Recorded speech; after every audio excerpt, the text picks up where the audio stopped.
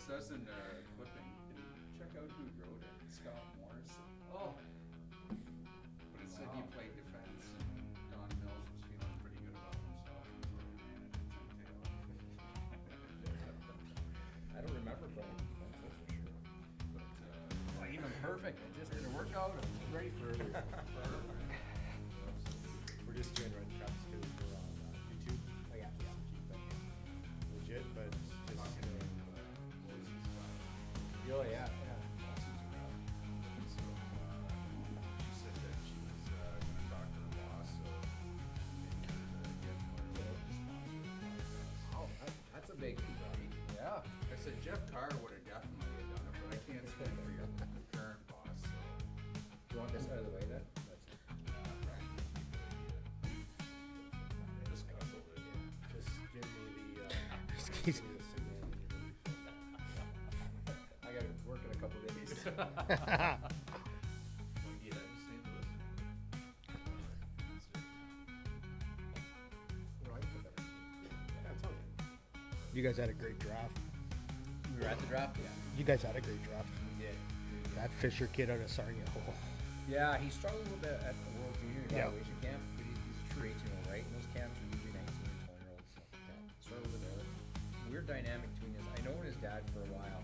Didn't know his mom. They're separated. I didn't play with Erie. Okay. But I just know him. And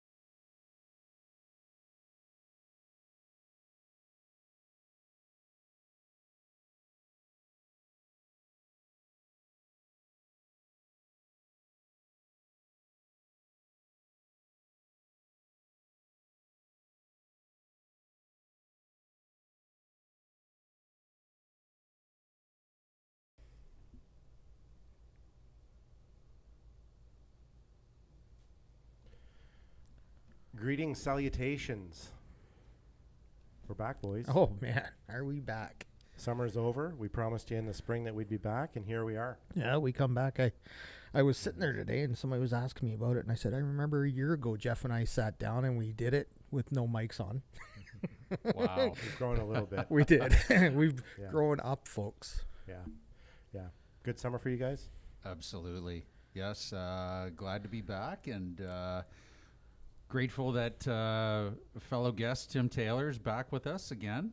Tim, thanks for coming back on. No problem. I'm getting back to work in a couple days, so it's good timing. Just wanted to congratulate you on your new position with the St. Louis Blues, Assistant Yes. General Manager. Thank you. Thank you. Yes. Well done. deserved. Yeah, I'm excited. It's we're going to be a surprising team this year, I think, to a lot of fans. Yes. Absolutely. We tried to take a little credit and say we broke it on the podcast because didn't work out very well, though. Good summer for you, Tim?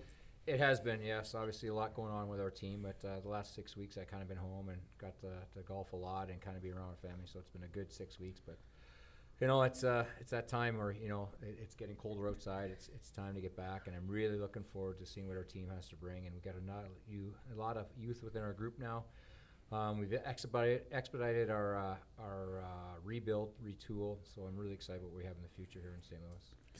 Exciting for sure. Yeah, we read something. You guys might have picked up a couple of players from Edmonton along the way, so we'll Yeah, maybe that was touch on surprising that. news, eh? Yeah, it made a little news.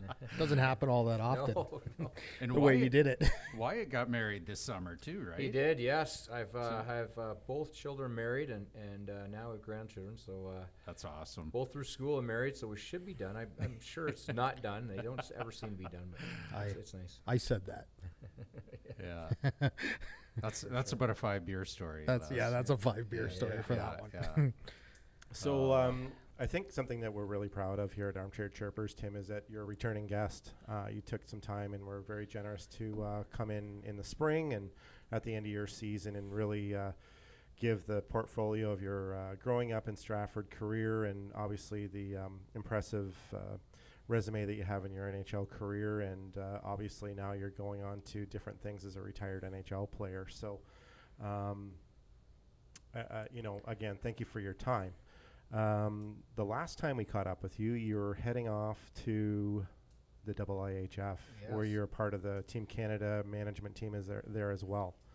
Well, you I get can into say that a right little off bit? the bat, I wasn't one of the guys that picked 2 defensemen to shoot in the shootout. I know that. We haven't seen that. No. Tough loss to the Swedes. Yeah. Or was that? I was in the Swiss. Yeah, in the semis. Yeah. I'm not sure Severson in Columbus will get another shootout attempt. I've never seen him. Actually, I follow Columbus a lot, and he doesn't shoot at all. So I had somebody say to me, they said the last time they saw a camera angle down the bench in a shootout, Wayne Gretzky was sitting on the bench. Right. And in he Japan. didn't get into the game in well, Japan. I'll be honest with you. I just flew back. I was there for 14 days, and it was my first day back. I was at the Memorial Cup, and I watched it on the TV. And when I saw that happening too, the first thing hit me is like Shanahan was on the bench, Gretzky was on the bench. Yeah. You know, and again, so I look at this. Like Tavares is on the bench, Hagel's on the bench, and well, I don't want to say too much more about it. Fair enough. We won't put you on the spot with that, but probably, well, obviously not the ending that we were hoping for, or even you and your management team. But it's always fun to watch those tournaments for sure. It was, and the one thing that I really enjoyed being over, the crowds were phenomenal. I stayed at a Marriott right across the street from the rink, and so you know, there's some days there was 3 games during the day, and the other days there was 2. So. It was I'd go back and forth, go to the game, come back with 5 minutes left in the period, and spend about an hour at the hotel room, kind of get things organized for the next game, and come back. And 11 o'clock at night when that last game ended, the fans, whoever had, whether it be the Swiss, whether it be the Czechs, whether it be Norwegians, they were all outside chanting, and it was really cool. It's something that I unfortunately never got to experience as a player, is going over the World Championships. And now, when I talk to players and say, if you ever get the opportunity, yes, it's been a long season in NHL, and Right. it's not what you ultimately dream of, because your dream is Stanley Cup at that Sure. point in time, right?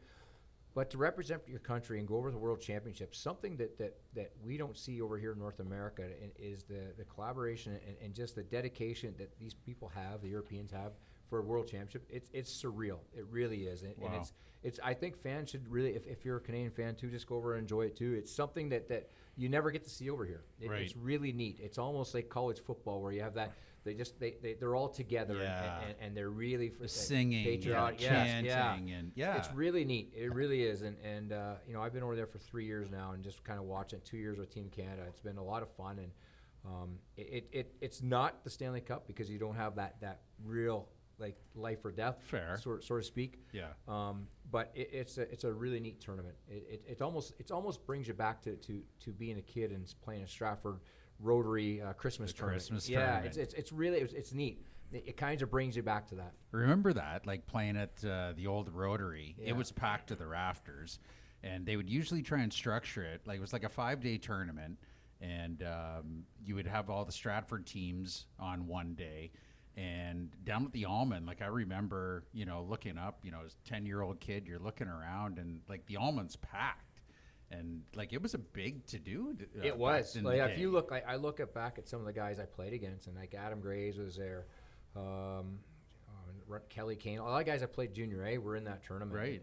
And Adam played for North York, but there's a lot of good players that came through there. You know, the Michigan Dynamos Yeah. used to come in. Yeah, The Providence team used to yeah, come they in. came. Yeah, It was great. It was a tournament that no other city had. Right. It was, like you said, it was a 5-day tournament. Yeah. You had 5 teams or 6 teams in your division. Mhm. You played 5 times. So it was 4 days of games, and one day you played 2 games, and then one day you had the finals. Mhm. And it was a tournament that was unlike anyone in Southwestern Ontario had.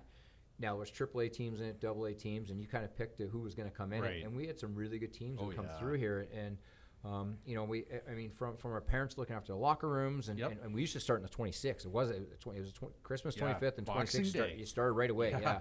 yeah. And it was kind of a tournament that no one else ever had, and it's too bad because remember we used to have the pucks, the Christmas tournament with Santa Yes. Claus going to Stratford Yes. Christmas tournament, the programs, Yeah. and it was a really really nice tournament.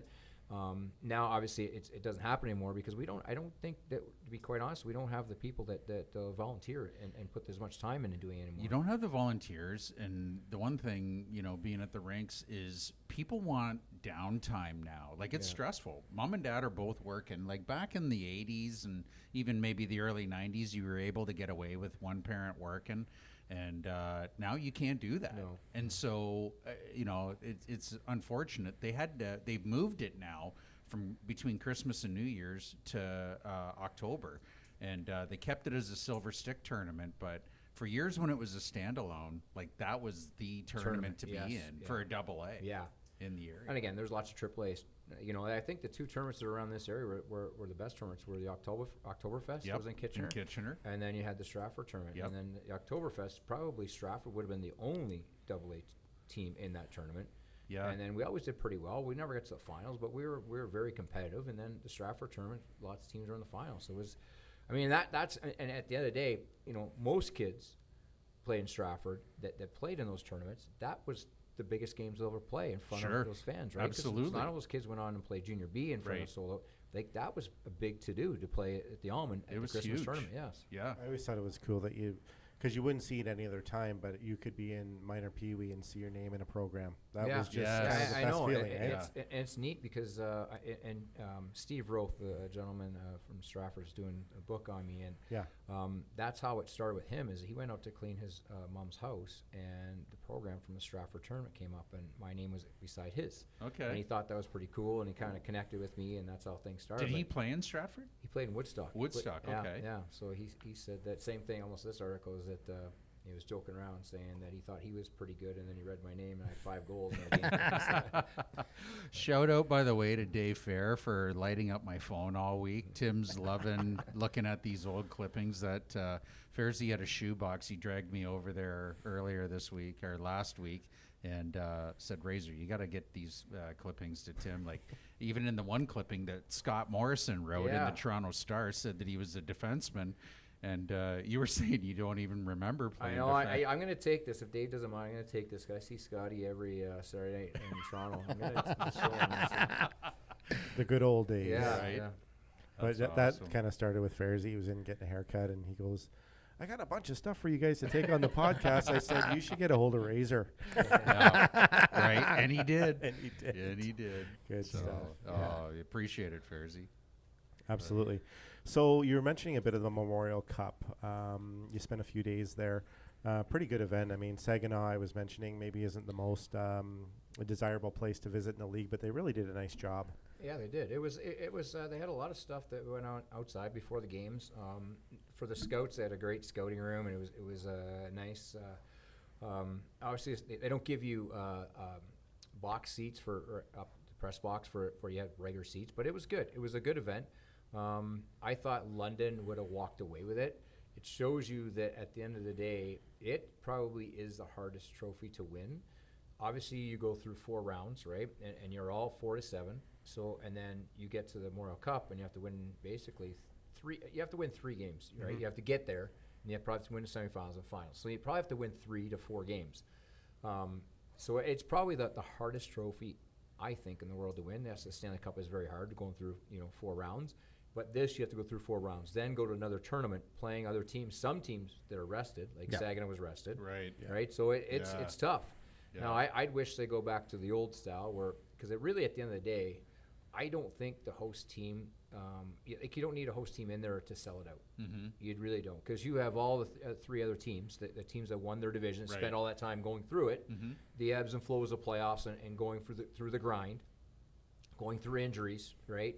And their parents are all going to be there. You have, everyone loves the Memorial Cup. They're coming in anyways. You don't need Right. to, if you have 4,000 or 5,000 people, you don't need the host team to be in it to sell it out. So Yeah, and the host team tend to always stock their teams going in because they know they're going to host the Memorial Cup. Right. So they're going to make these outrageous trades in the OHL because you always see the huge trade list. Yeah. I just don't understand how they go so far into the future with their trades, but it's kind of different there. But they stock up because they know they're going to go to the Memorial Cup. yes, and what you're seeing now I wish I could rhyme it off, but over the last 3 or 4 years, the host team has won, Yeah. and they haven't got to the finals. Yeah. So Right. that I just think that's totally unfair. And for someone that's gone to the finals, I know what it takes for players and what it takes on the group mentally and physically. And when you get that break of, and I know it was only because the last series, I think all teams swept. Yes. So, but it was 7 days. But still, that's 4 extra games. Yeah. And taking that mentally, it's a break. And so I think it's totally unfair, to be honest with you. I like your observation too with your point about not necessarily needing to have the host team there.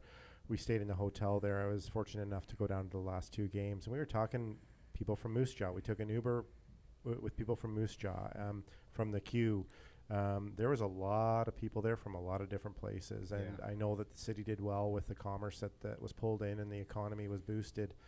But it's an interesting thought that you have in your position that, it might be something to look at because it's obvious that there are big advantages to those host teams that, especially if you don't make it, that you have that 2.5 week rest. That's pretty crucial. Well, I think that's the biggest advantage you have, and whether home ice advantage, I don't think means too much in those things, but I just think the rest, mentally and physically, to have that rest and then start fresh against teams that have been working hard and going through it.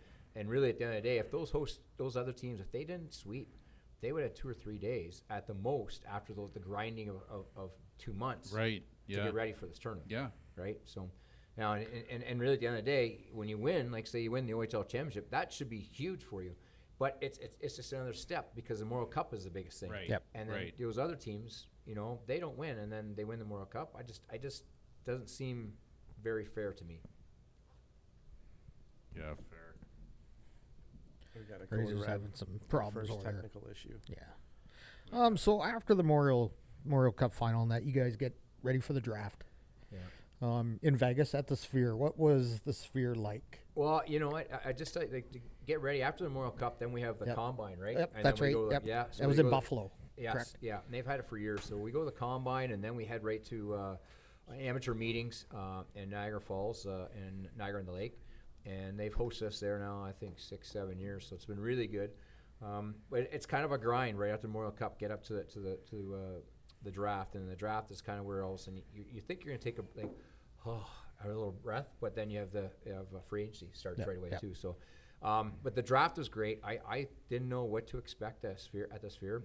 My wife came with me a couple days early. We flew in on that Friday night, and so we went to one of the shows. I think it's Planet Earth on that Sunday, and I was blew me away. It was so cool. Like at the Sphere. Yeah. Yeah. It was so cool. It was, you sit there, and I thought it would hold 2,000 people. I was surprised it holds 18,000. 18? Yeah. 18,000 people. I don't know what it looked like on TV, but it looked very professional. It did, yes. It just looked way better than it hadn't passed. Yep. Instead of having the a whole group of scouts going up and getting a picture with your draft pick, you have your general manager and your head scout that do it. It just looked way better. And then Yeah. some teams brought in special people for the first round, like Joe Thornton, Celine Dion was there. Yeah. I would have thought it was Joe a Vegas would've show. trimmed his beard a little bit, but He's in playoff Yeah, mode, yeah. right? Yeah. I love it. So you guys fared well at the draft. we did. I think that we did really well. Our amateur scouts have done a really good job since I've got here. To be honest with you, we've got Robbie Fabry in the middle of Robbie Fabry in middle of first round, and we got Robbie Thomas in middle of first round. We got Jordan Kyrou, like some big name players or big stars in the league. Now that we got in the middle of the second round and the first round, so our guys have done really well. Now over the last couple of years, we've had higher end picks come in because we've moved a couple of our key pieces to our team, and we've done really well. So we're really excited about our future. We have some good young players coming. We're trying to build around the core of Kyrou and Thomas and Buchnevich and Periaco and Bennington and Hofer. So Jake Neighbors, and we've gotten faster this year. Obviously, we've gone out and signed a couple players. We've gotten a little bit bigger.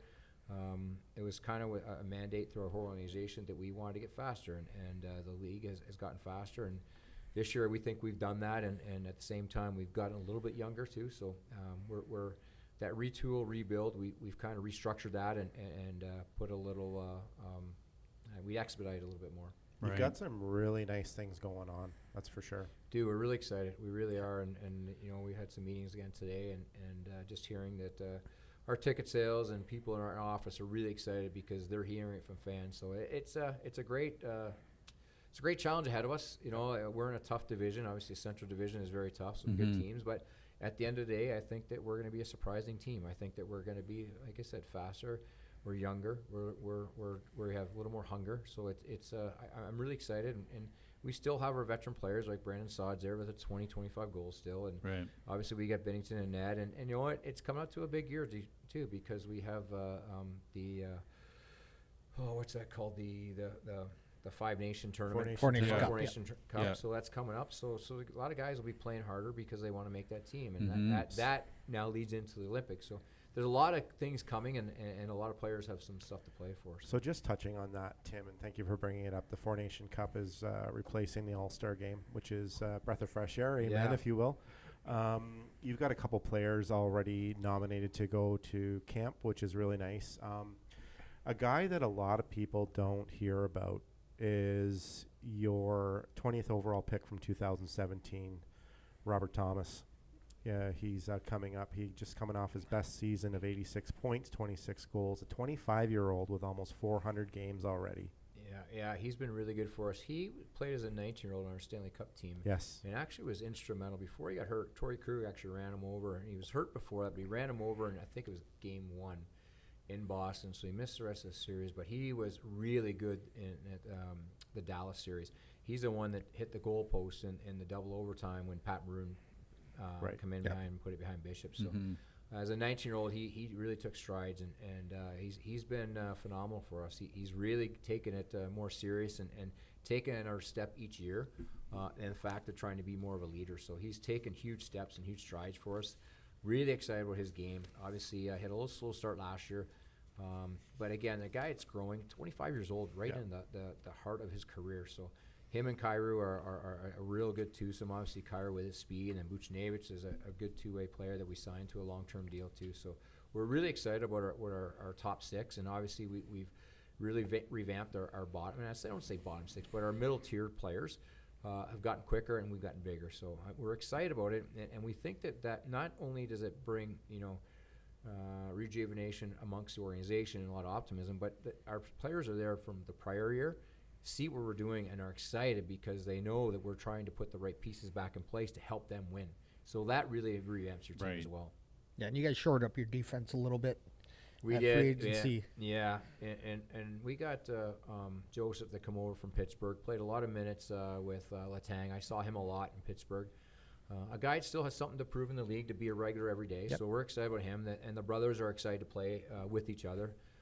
So it's going to be, on our back end, it's refreshing because now we got Broberg and we got Leddy and we got Joseph and we've got Suter. So again, there's a guy that 40 years old, 42 maybe. 1,444 games. And he plays almost 20 minutes a night still. It's crazy. And he wants to play he the was minutes. 39. He was an 85. Okay, yeah. so he's right there, and Skates another forever, guy. 20 minutes, And he's big, he's long, he's got the reach. So he's going to teach Broberg what to do and how to adapt, and it's going to be a great 1-2 punch for him beside him every day, helping him out. So we're really excited about him, and obviously with Holloway coming into, those two had I thought really good playoffs.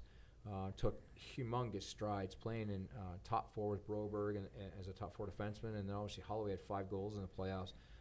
His speed and his tenacity and grit is just going to really help our young forward group. And then we have a lot of guys like Dvorsky and Stenberg, guys are Lindstrom, Lindstein, our first round picks that are coming too. So we're really excited where we are. Yeah. Because, looking at the guys that you drafted 4D, and I'm looking at their stats, they're monsters, 6'3", 6'5", 6'2", obviously that was something you went after. You can teach them how to do a lot of things, but you can't teach them how to be big. Yeah, and I get, we go back to, if you look at all the teams that won, Tampa Bay's that won back-to-back, they had big D. Washington had big D. We had big D. So, you're going back to, and when Montreal got to the Final Four, their big top four were all big. So you still need the big D. That still has not changed. All the teams that have that winning pedigree that get to the Final Four have the big players back in the back end. And it's frustrating for a lot of players that are up front because the long reach and just the takeaways. Yes. It's not the crunching hits. It's just the being in your way constantly, knocking the puck off your stick. And here's when we were in the 97 playoffs against Philadelphia, we had a meeting specifically about Lindros. We weren't going to punish him. We weren't going to go after and hit him because obviously he was a monster running over guys. Yep. And Scotty Bowman just went to Vladdy and said basically just stick check him. Do not hit him. Frustrate him. Yeah. And the more you tried to hit him, the more he was engaged, the better Lindros was. Right. And the less he was engaged, the more the puck was off his stick. Lindstrom was dynamic at it. But it just frustrated him so much because he wanted to engage our guys and they weren't engaging. So, it's not so much the punishing hits and guys going after guys. It's just that long reach and getting in your way and knocking pucks off and disallowing you to get the angle and for your shot, they're pulling it back, and you're always taking that away from them. It's frustrating for forwards. Right. Because I know it's evolution, right? It's guys' contracts come up. Guys end up leaving as UFAs. You guys just get done winning the cup in 2019, and then all of a sudden Peter Angelo goes to Vegas, and you lose a few guys, and O'Reilly leaves, and how frustrating is that? Because you look at what happened with Florida after they won the cup. It seemed like 2 or 3 guys ended up leaving, and like I said, you got to look after your family, right? Well, it's timing, right? So, again, our situation was a little different because we went through the next year, 2019-20, as the first-place team in the Western Conference. In March, we had COVID. We all thought we were getting sent home for a week, and it was going to up and running again. So we had a chance to repeat. Right. We really did. We were in a really good situation. We had brought our whole team back. We didn't lose one guy. Okay. We would set ourselves up. But Petro was leaving after that year. So, yes, it's a little bit unlike Florida. There's three or four guys that were UFAs that were going to get paid. Just bad timing. Bad timing, yeah. Fair. So, and unfortunately, I've gone through it a couple times. With in Tampa, we had a lockout right after, and then the dynamics of the league changed too. So we lost Happy Boolin. So, you'd like to take that chance to repeat because you owe your players that, and I think that's what Doug Armstrong with our staff. As a guy that's been around a long time, he gave our team, that core group, a couple years to kind of do it. You know, we went through COVID, and again, we went through the bubble, and we lost. Some guys wanted to be there, some guys didn't, because it was a different time, right? And they didn't have the families there, and it was just, the uncertainty of what was going to happen. So we get out of the bubble, and we come back the next year, and then, you know, we start that year, and we have no fans. So then you come in the playoffs, and some teams had fans, some teams didn't. I know when we go, Colorado didn't have any, we didn't have any, and they beat us out 4 straight. So it's hard to judge your team on those 2 years. But coming out of that, then we got to play Colorado again, the year they won the cup, and we got to the second round with them where we were, you know, 5 seconds away from getting to a Game 7 when they scored with 5 seconds left in Game 6 to beat us. Yep. Bennington got hurt that year, so we were pretty happy with the team. So we gave them one more year, give that group one more year and see where we're at. And then they proved to us that it was time to, you know, kind of fold ship and move some players that, like, you know, the Rileys, that his contract was expiring. Tarasenko's contract was expiring. Mikla's contract expiring. So Doug did a really good job of revamping the cupboards when those contracts were expiring. Because you want to get something for the player instead of letting them just walk out. And you know what? It's tough because if you're in the mix, you know, what do you tell your group in the room, and what do you tell your fan, right?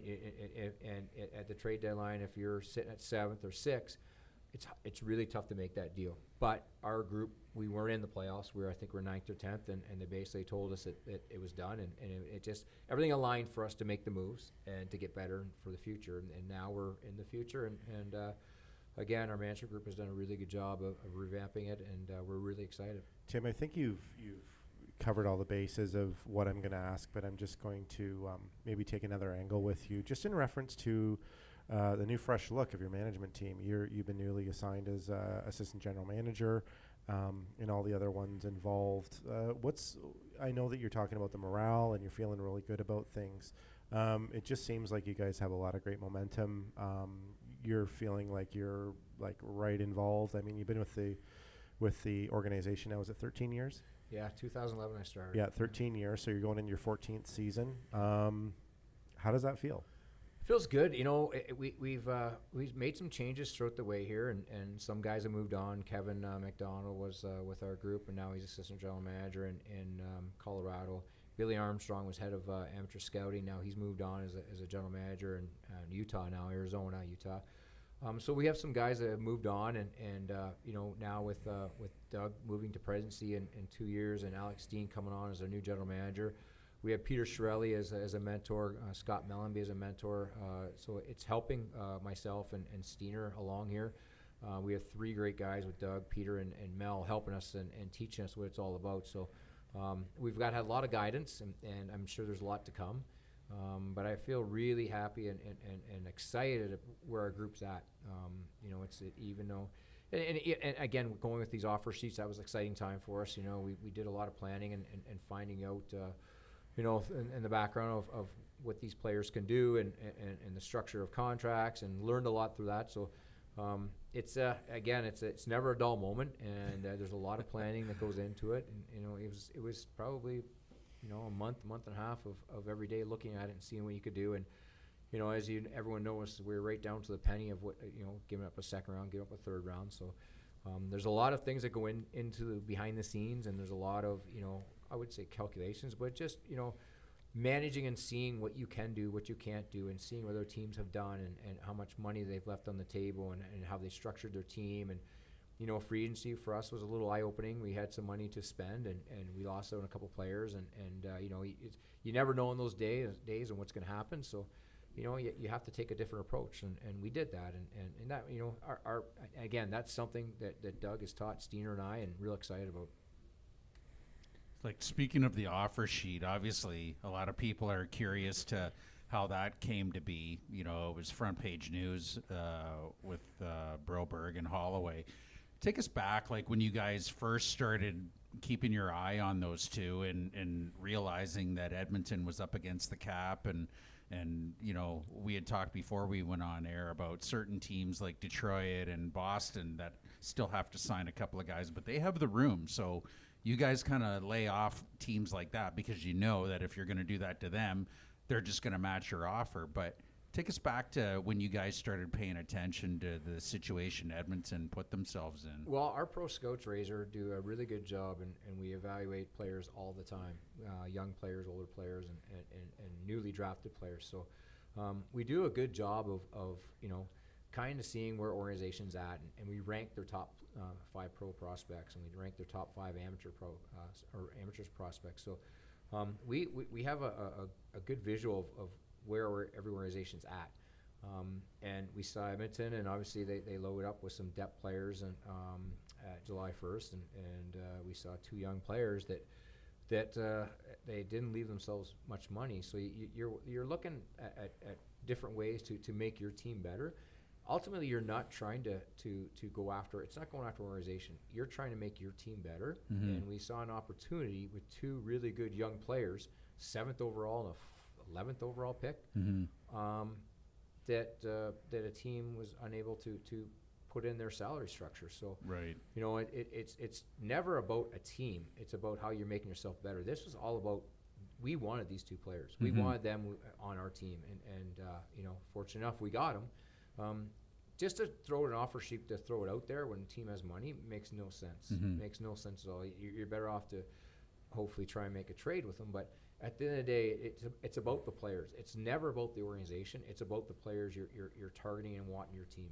Yeah, because like obviously those 2 guys accelerate, your rebuild program immensely. They fit right in with our young players, 23 to 24 years old, 22, Broberg is. So you're looking at these guys, and they fit right in our mold and what we're trying to do. So it's a great acquisition for us. We're really excited. Our fans are really excited, and we're, again, at the end of the day, when it's an offer sheet, you're paying a little bit more to because you have to, because it's an offer sheet. But these 2 players were huge roles in the NHL playoffs for them, and at the most important time.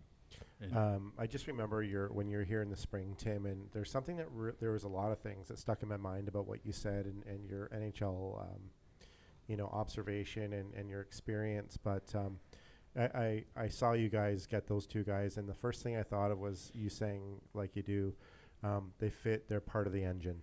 They're Yeah. part of the engine that you see, and they're going to fit in, and that's what you're explaining to us tonight. So Yeah, makes and that's what sense. you need. And again, you're not doing it just to do it. There has to be a reason. They have to fit within your team. They have to be. Broberg is going to be a top 4 defenseman for us. He really will be. He will be, Yeah. and we need Mhm. that. I mean, for our organization, we've been looking for a left shot D for a long time. A young top 4 guy. And he's only you- 23. And you don't get them all the time. Right. They're out there, but you have to give up a lot to get them. Mm-hmm. Like, we gave up a second and a third, Third. and a third because we did another deal with a third. So we gave up second, third, and third to get a 7th overall and 11th overall pick that are now I wouldn't say seasoned, but they've gone through the growing pains already. Right. They're on their And way. they- They're and- ready to be top 4D and a top 7, 8 guy in the NHL forward. So And they've played in Game 7 of the Stanley Cup Finals. yes, yeah, and that's huge. That is Absolutely. that That I- experience is Yes. Everyone says, "Oh, the guy unmatchable. only played 2 or 3 games," and you're talking. I'm not talking about those guys. I'm talking about other players. Oh, he's only played 2 or 3 games. Well, any game in the playoff right. is huge. It's way better. I'd rather see guys play in the playoffs than guys regular season, because regular season guys get called up and down. Right. I always have said that if you haven't played NHL playoff game, you really haven't got the true experience of the NHL. For So, sure.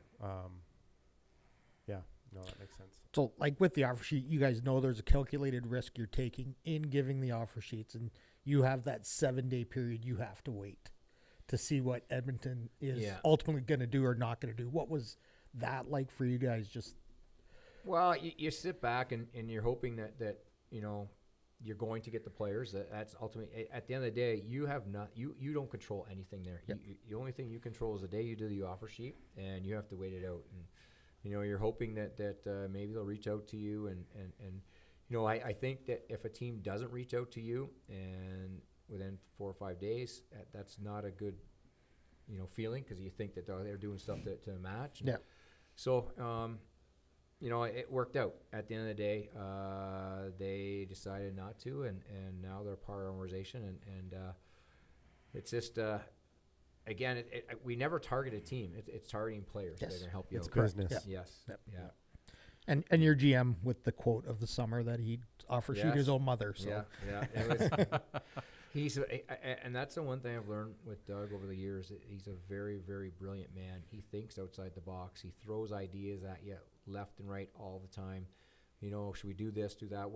And makes you think. It really makes you think. It's every day is not the same day. Spending time with him, he thinks outside the box. He's very creative.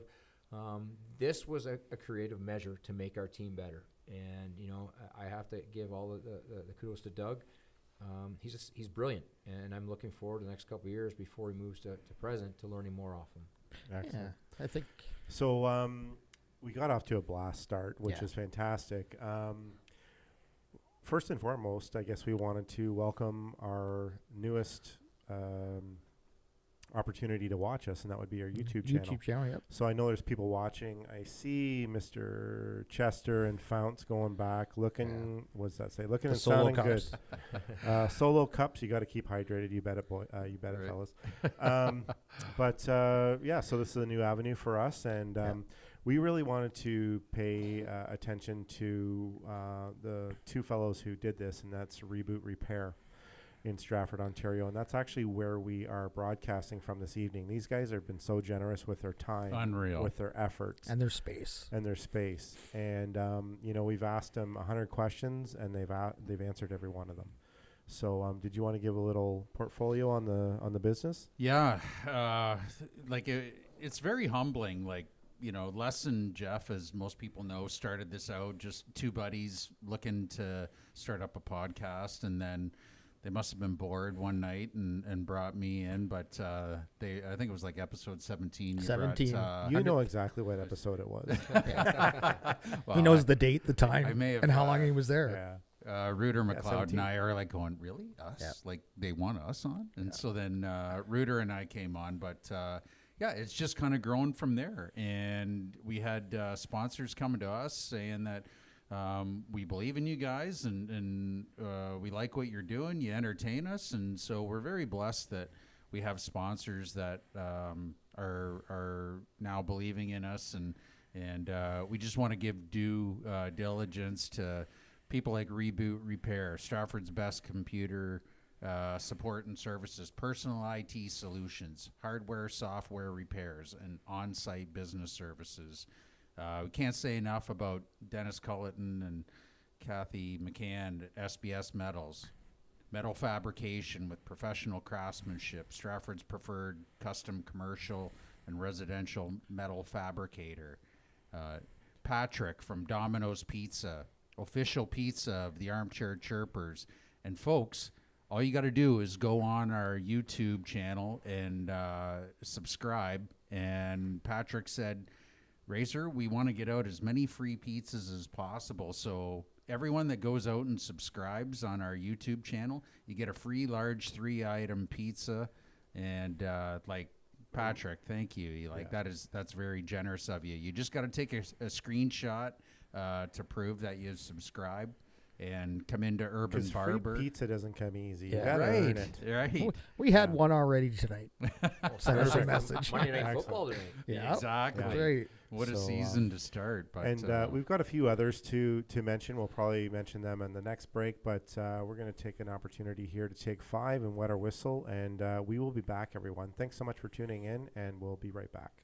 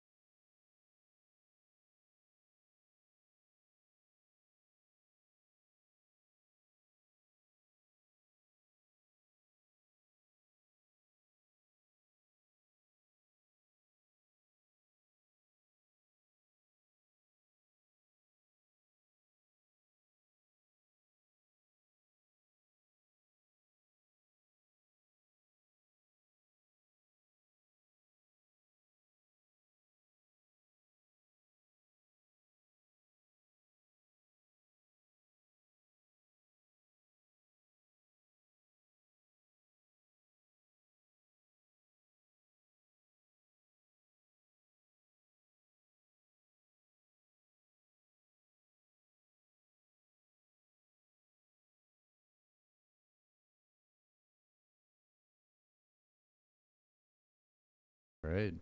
All right, guys, welcome back, and thank you so much again for tuning in on our live stream. We've got Tim Taylor, Assistant General Manager of the St. Louis Blues this evening. Thanks again, Tim, for coming in. No problem. Do you know what, Jeff? I was just thinking. We used to be able to take breaks for as long as we wanted. Nobody knew.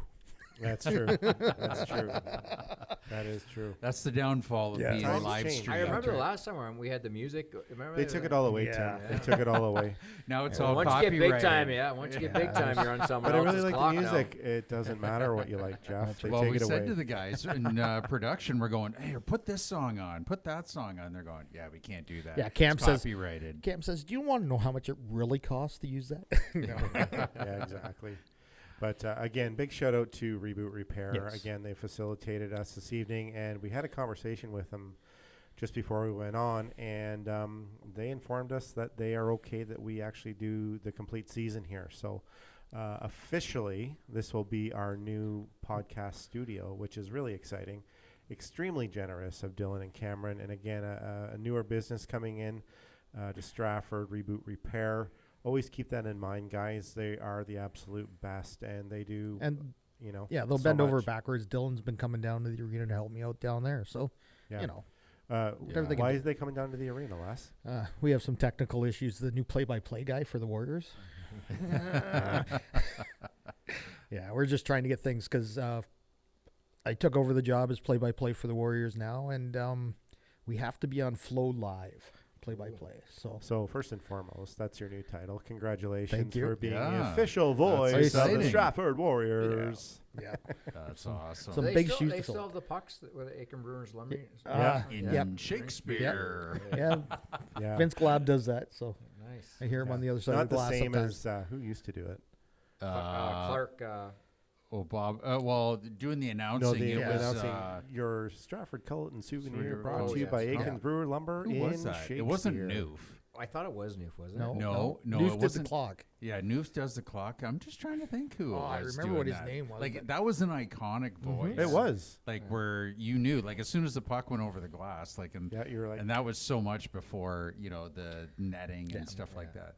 Your Culleton souvenir comes from compliments of Aiken's Brewer Lumber in Shakespeare. Razor, I love you, but that was completely wrong. It was your Stratford Culleton souvenir, courtesy of Aiken's Brewer Lumber in Shakespeare. Yeah, if anybody knows his name, you can put it in the comments Way and we'll better, figure it out. Way better. Anyways, we should probably get All back to right. Tim here while Yeah. we have him. Exactly. yeah. So. What do we got? Training camp it starts September 19th. You got 62 players coming to the the Centene Community Center. Yeah, it's a nice rink, nice facility. Mm-hmm. It's like all the NHL rinks now. Your practice facilities have your own lunch rooms, your own breakfast rooms, and your video rooms. So it's a nice facility. Mm-hmm. 3 pads. One isn't open. So Okay. it's like you would remember, but Dufferin Arena Right. before we moved there across.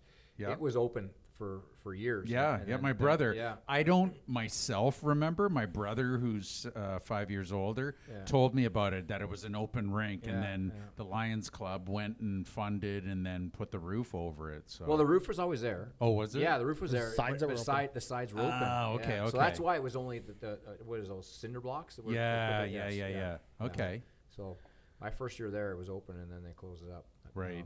That we have one of those rinks, and they the guys will practice, I think, 2 or 3 times a year out of that. Okay. And it's neat because the fans Nice. stand out inside, and Right. again, St. Louis doesn't get real cold. You know, Okay. you could wear a nice jacket and a toque and watch practice, and on a blistery cold. Well, it would be 35 or 36 degrees there, so Right. it's not too bad. Fahrenheit. Yeah, Fahrenheit. Yeah. But our practice facility is nice, and we have 2 pads that we alternate with. We'll have power play in one, penalty kill in another, and then we'll go into scrimmages. But Wednesday we have rookie camp. We have where all entry level contracts and our young players come. We put a lineup together, and Minnesota comes and Chicago comes. So we play against one game against each of those teams, Okay. and they play against each other.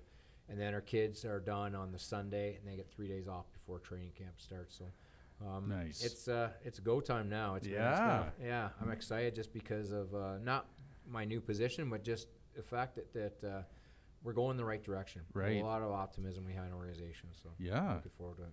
Well, and that's great because, like, as you know, it starts from the goaltending out.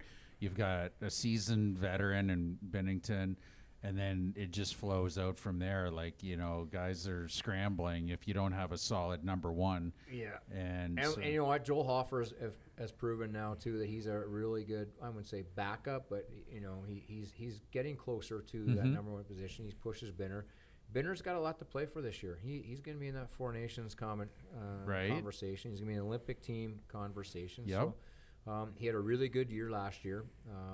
You know, obviously winning the Stanley Cup in 2019 for us. Mhm. He's been a real staple of our organization. Obviously now you've seen some stuff in past years where he gets a little heated and stuff, but he's been really good for us, and I love that for him. He's a competitive kid. You know, does he cross the line a little bit? Well, so did Hextall. What's the line? right? Right? Did Hextall have a line? I was just Well, you know, And Belfour. Bell- yeah, like, yeah. And the list goes on. Billy right? Smith. right? Yeah. Exactly. I Tim- mean, So now it just gets publicized too much, but Tim- he's good. And Tim, Yeah. getting back to Jordan Binnington, and I know that's been a bit of a concern when we're looking at the lineups for international play, and we're really excited as fans to get back to NHL players representing our nation, which is, I think, good for the game, good for just everybody, especially the fans. And I know the players get really excited too. But Binnington had a great year last year. In 57 games, he had 28 wins, 3 shutouts with a 2.84, 9.13. So that's pretty good numbers. Yeah, You know, yeah. that's and very, remember, very encouraging. 2 years ago was it was the year after. When was the All-Star game in St. Louis? Was it the year after we won the cup? That was COVID, yeah, 2020. Yeah. He was in the All-Star team. Yep. You know, so he's had some And deservingly really good. so. Yeah. Mhm. So he had a couple years where he struggled early on, but at the end of the day, you know, if he doesn't get hurt in that series against Colorado when they win the cup, we're like you're he got- right there. Yeah, like we split there, and then the game 3 got hurt when Kadri ran into him. If he doesn't get hurt, I know that they're nervous because he's such a competitive kid. Now, Mhm. Ville Husso came in, and Ville had a good year, but Ville's wasn't the same pedigree as Jordan Binnington. Sure.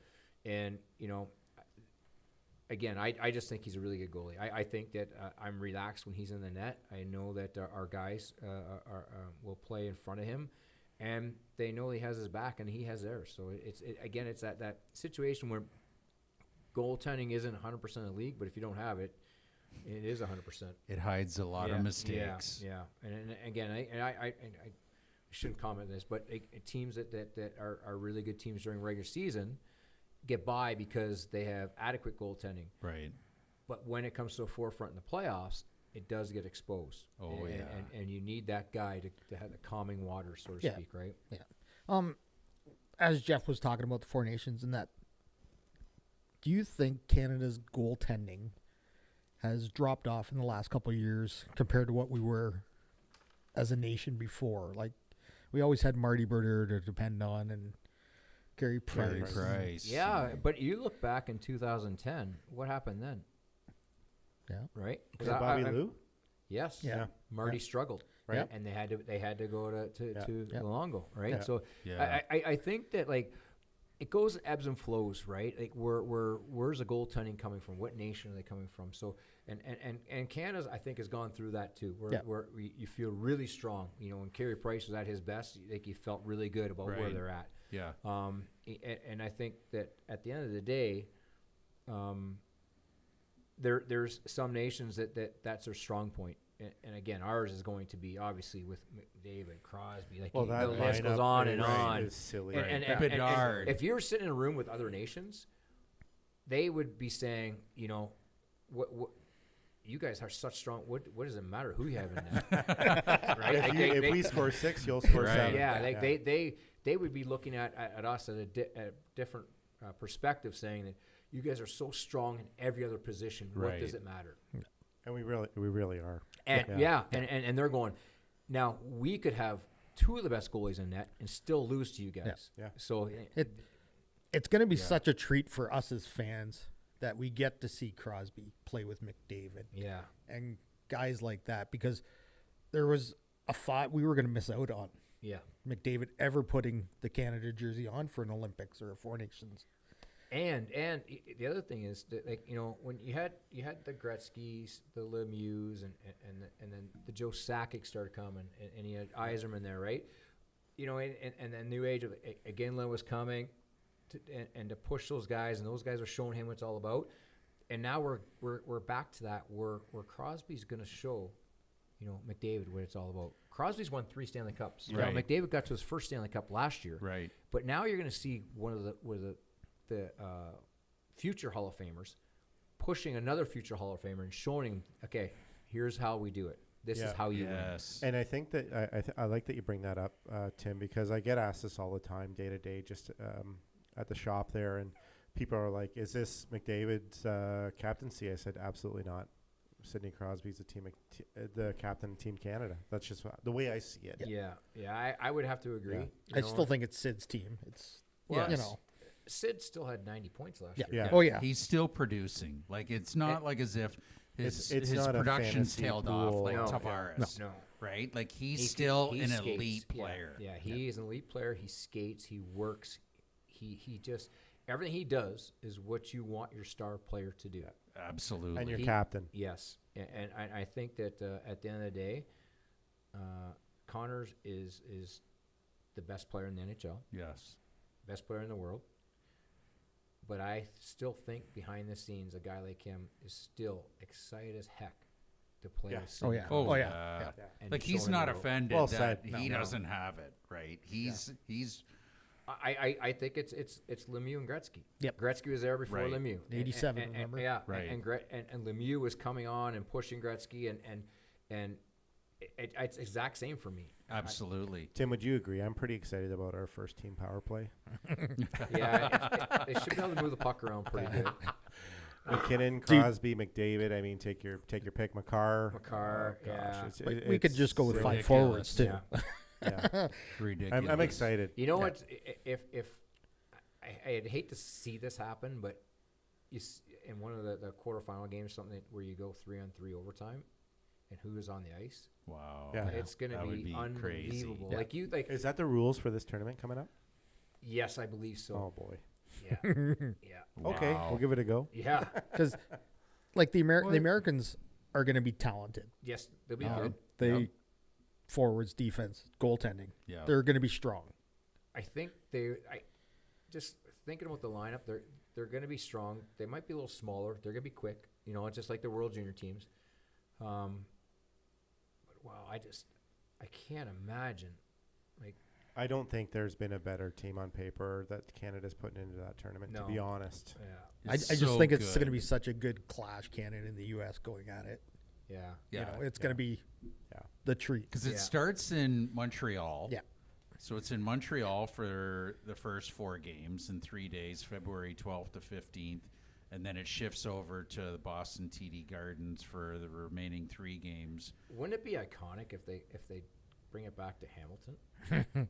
Unbelievable. From To 87. the old Yeah. Cops. What- Yeah. yeah, It's wouldn't too that- bad they've ruined that arena now. Yeah. so. Oh, my God. It's Like- under construction. Like, Yeah. part of me goes, you know, it's great to see international competition. It's going to be fantastic, you know, full kudos. Well- But it's not 87 because the Russians aren't but there, right? When was the last time we had best on best Canada versus the U.S.? I think it was like the World Cup, wasn't it? 2014. Yeah. Yeah. Yeah. Oh, they had that preseason tournament. When was that? When it was the 23-year-olds. Oh, with the I think Team that was Team North America. Team North America. Yeah, but it yeah. still wasn't the best on best because you had Agreed. that Team North America Yeah. team, right? Yeah. Yeah. You They know, showed that. but They like- showed Like that game. now with- you're going to have the best Americans, the best Canadians, the best Finns, the best Swedes. Yeah. Yeah. You know, Tim, with your knowledge or what you know, was there stipulations to pick Sweden and Finland? Was that just the status of where their hockey programs are at, or you're not too sure? I don't know. Not too sure. I don't- Okay, fair enough. Fair enough. I don't know why it came to that, but I'm just glad they come up with something. Yeah. yeah. Yeah. You know, This- and the- it's funny, like when the Czechs won the World Championships, you heard Of that, course. yeah, they were like, all right. Yeah. Good. Yeah. Good stuff. I loved it after the Czechs won. They had video of Yager walking out of the arena by himself, and the Czech fans were like just walking with him and patting him on the back, and he was just like, "Yeah, let's walk Yeah, together." like Rocky. yeah, Yeah. He that's was- exactly what it And was. Like. every game they'd show him in the crowd. He's up in his box, and they'd show him and he wave, and the crowd would go crazy. Yeah. Like, he's an icon. there. Yes. As he should be. Yeah. It's incredible. Yeah. I remember when you were playing, like in your heyday, and we're playing ball hockey and that in the summers. And you probably don't remember, but I said to you over drinks one night, I said, "Who's the hardest guy you play against?" And in my head, I'm thinking Gretzky, Lemieux, and I'll never forget it. And you said, "By far, Yager." And I said, "Yager, really?" And Well, Take me through. He's fast. He's big. He engaged. Like the best players, like the hardest players were Lindros, Yager, Mario not so much, Wayne not so much. They're Great unbelievable players. Yeah, like I was minus every time they were on the ice. Like that, but they didn't engage. Like they beat you. They put it through your legs and around your body. And Right. Where Yager would stop and go 100 times, and then he'd try and run you over. Where Lindros just ran you over. Right. But he was so good. There were so many good players at that Yeah. point. I remember you said that he would stick his ass out. Like if you were in the corner, he'd get his ass out, and then and he had that long reach. And even with those rules where you could hook and hold, it was hard to get to. It was hard to Right. get to his hands. Yes. And he was just, obviously a Hall of Famer. Sure. And First ballot. those stories, like Big Walt Keith Kachuk Mm-hmm. works for an organization. He was saying that with Matthew had him in Calgary, and he got Matthew to go to the rink at 8 or 9 o'clock at night with him. After they had dinner, he'd go in and they had a key to the room, and they'd open up the locker room, put their skates on, and then they'd go out and start shooting pucks, do something. And he started showing Matthew different things on the ice to hold off guys. Wow. He's a specimen. Like, and people thought that he was he doesn't drink. Really? Yeah. No, I did hear that. Yeah, he just works his ass off to be Unreal. a better player. Well, yeah. and could be the reason why at 50 years old he's playing pro hockey. Like, Yeah. how old is he? Honestly, he's like 50 something. I think. No. I'm 55. He's 52. Yeah, he's He 52. is in his Yeah. 50s. Yeah. Yeah. Unbelievable. Yeah. Yeah. Yeah. He's part of that. He's part of the best draft ever. Yes. 1990. Yeah. Yeah. So it was Brodeur. Primo was in that. Right, Yeah. the top 5. It was Sundin, Brodeur, Ricci was in that. Obviously Yager. Yeah, the top 5 were incredible. No, it wasn't Sakic. Sorry. Was it? Who's the guy? San Jose picked. Falloon. Pat Pat Falloon. Falloon. Platt Flute. He was the number one, wasn't he? No. No, it wasn't Pat. It was Sorry. kid out of Olin Nolan. Owen Yes, Nolan. Owen Thank Nolan. you. Yeah, yeah. Sorry. Yes. Pat Yeah. Falloon was Yeah. a little bit earlier. He was the number one pick, though. Yes. Pat I Falloon, think he was. remember. Yeah. But the unbelievable draft. Yeah. Yeah. The top 5 were incredible. Matt, Yeah. Matt Sundin Yeah. and Scott Niedermeyer.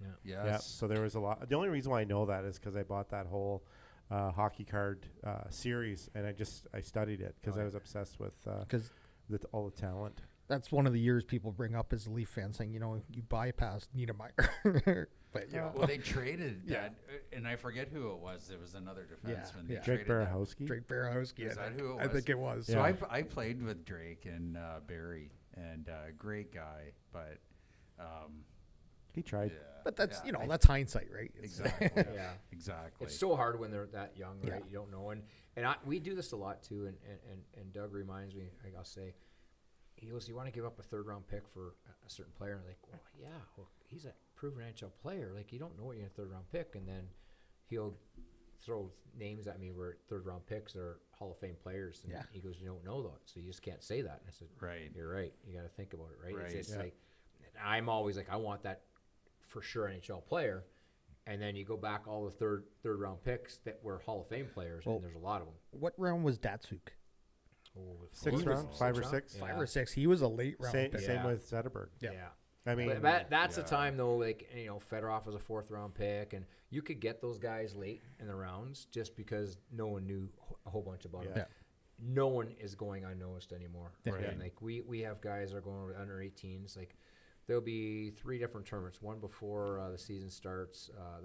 Start off in the summer. One, and then in November. Then you get the March tournament. So you see all the under 18s, every nation now, except for the Russians, obviously. But we do a lot of video on them. We still have a Russian scout with us. So We still do a lot on that, so no one goes unnoticed anymore. So Right. the interesting thing too, we did a summer episode, Tim, and we did mention the emergence of Jake Middleton. Yeah. He was drafted 210th. I said 199. But that talk about a guy who had to work for everything he's got going for him now, and I know it's another team. So if you don't wanna No. comment, that's I fair. actually spent some time with Jake when he came home for his wife's grandfather wasn't doing well, so I went and met him at a bar one night and had a drink with him. Obviously, with our gold medal with the World Championship team, so he's had a really good career. You know, Yep. again, he was the last draft pick in that Yep, draft. 210th. LA did not sign him, and then he went as a free agent. Signed an AHL deal with San Jose, The and then, Cudas. and then they turned him into an NHL deal. So And then, the name GM that was there at the time.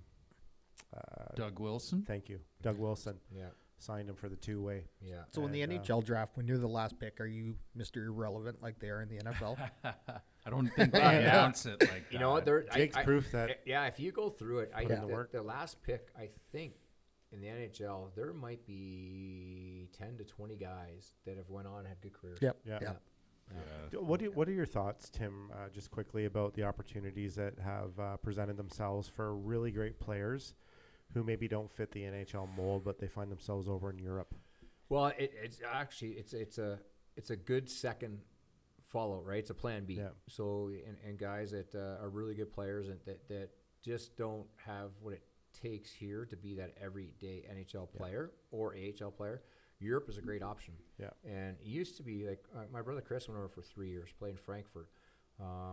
You can make a really good living there. Yeah. And guys have gone there and stayed there. Brad McClure from town, he's playing over there. He's played over there the last 9 years or Yeah, so. he's playing in a third division over in Italy. Italy. Yeah. He was home this summer, and he's actually, I'm not going to jinx myself, but has agreed to come on the show at some point, probably the spring. But he's the first to tell you it's incredible. Yeah. It's Devin incredible. It's a good life. Deed, Yeah, Didio Meaty. Deeds, yeah. Yeah.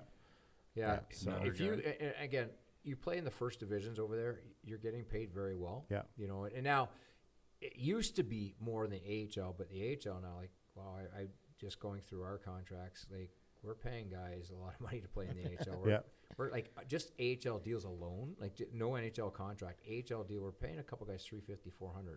Ooh, that's come up Really? a lot. Wow. Yes, yes. That's So- a lot from 'Cause it 80 used to grand be like from 80 grand. Yeah. So my brother Chris at one time was one of the highest guys at 125. So then when he went over to Europe, he was getting 125, 130 tax free plus a house and an apartment and a car. and Yeah. 2 cars, right?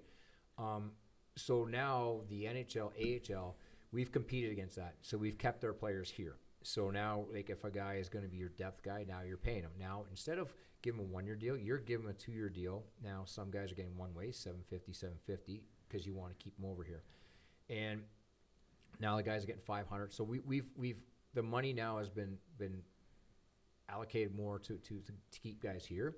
So what allows guys like the Brad McClures, the Didi Meaties to still go over there, because those opportunities for those players weren't there because we allowed our good young or good middle guys to go over to Europe right away, and they would go over and they'd be the imports. Right. So which now we've kept the stronger players here, you think are AHL players here, because you're overpaying them, and then has allowed these other guys to kind of keep going and play in those leagues. So it's still, I mean, at the end of the day, it's great to be paid to play the game you love. And that's what Absolutely. Brad's comment was. He's because he went undrafted and then he went into Dallas's farm team.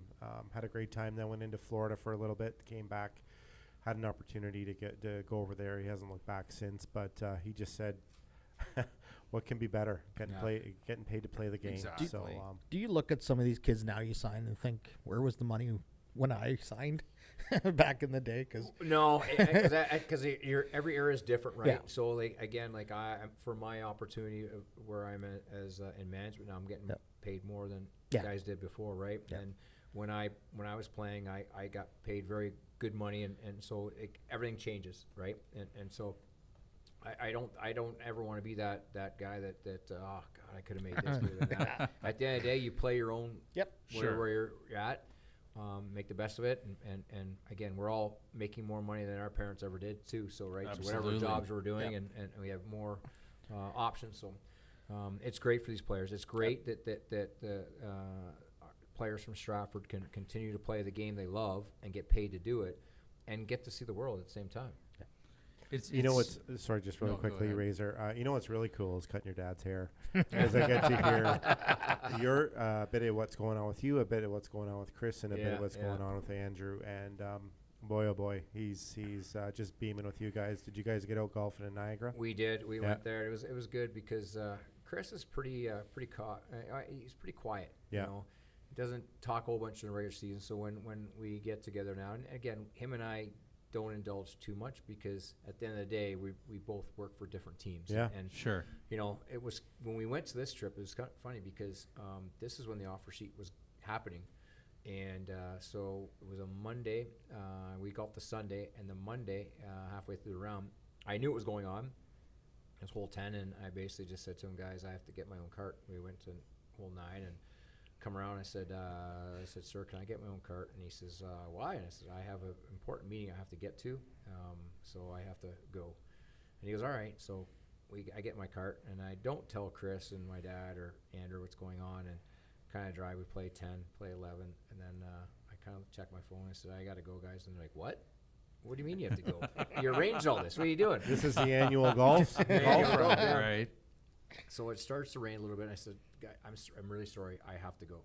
So I drove and got an Uber and got back to the hotel, and I get on my laptop, and Doug discusses what we're going to do. It's going out tomorrow morning. So, you know, they finished it, and I go, and I'm waiting at the hotel, and they come back, and Chris, like, what do you have to leave for? And I said, I'll tell you tomorrow. I can't tell you right now. You'll hear So- about it tomorrow. Yeah. And so He my- knew it was hockey related, Yes, though. yeah. Yes. But I think he thought it was a trade. Right. So, you know, Andrew was asking me and Dad, and I said, guys, we did something today that you'll read about in the morning. I can't Right. say. Yeah. So, it's funny because it's stuff that you're. That's close- incredible, yeah. though, to think about. You're out golfing with your siblings and your dad, and you literally have a job that is confidential to the utmost Yeah. respect, which Especially is incredible. Yeah. Especially when your brother's Yeah. part of another organization. Yeah, Right? yeah. It was. I mean, I you know, it's exciting because I was really excited. I wanted to tell him, but you can't. You just Right. can't, right? Right. It's Yeah. And so the next morning we woke up, we had breakfast, and I went for a quick workout, and Chris went for a workout, and then I texted him, it just came out, and I said, did you read that? He goes, yes, I figured. He goes, but I thought it was a trade.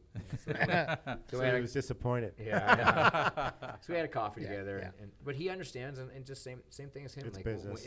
when I'll go and see him before our game, and we'll be in the media lounge, and we'll be talking, and obviously, you know, good luck to him and me, and I head up to our box, and he's behind their bench, and we see each other after the game, and at the end of the day, you just can't say too much. Do you guys get one game against each other a year, or is it Home a and home. couple? Home and home. Yeah, Yep. yeah. So Perfect. I usually try and make sure I'm at both. Yeah. Yeah. Yeah. So it's been good. So again, like I get to see him, and we talk before, and we'll talk a little bit after, and Yeah. at the end of the day, we don't really like. He'll come down with like I think a couple years ago when we were a better team, they won both games, and the last couple years since he's been a better team, we've won the games, and so it's been weird. wow. Yeah. Yeah. I know you can't say much about another organization or not, but I think Chris is lucky with that team they have in They're gonna be a good New team. Jersey. Yeah, Um, they're young and talented. Yes, very if everybody talented. stays healthy. Yes, yeah.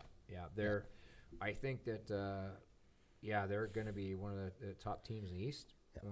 They're fast, they're young, they're a talented team. They really are. Yeah, because he gets to coach some kids that Yep. And they'll be are, ready there's to a go. bona fide superstar Yeah, yeah. in the Hughes, Oh, both yeah. Hughes Oh, boys. yeah. You know, He said, I can tell you this. He said it's fun coaching both of them because they yell at each other. It's just like they're at home playing road hockey. Yeah, Right. yeah. Did your brother get to know their dad when he was in? That was a long time ago. Probably Chris was a bit young, or are they? In Chris and around knows the him same- now because they've had father's trips and stuff. So he Right, knows him, right, yes, right. yeah. So the whole connection. yeah, yeah. And not that that's a be all end all, but that's just pretty yeah. cool. So as well. I've seen Jim on the road too, and Yeah. it's funny because there was Because he Jim was there and- in '83. Yeah, so Jim was here, and It's just after Old Chuck. I yeah, think. and So Old Chuck He is played with 82. Tommy and McCann Steve Dickinson was here, which Yes. we drafted their son Tanner Dickinson, which Okay. is, and so I was down at the U.S. World Junior Evaluation Camp. We had drafted Tanner in the third round.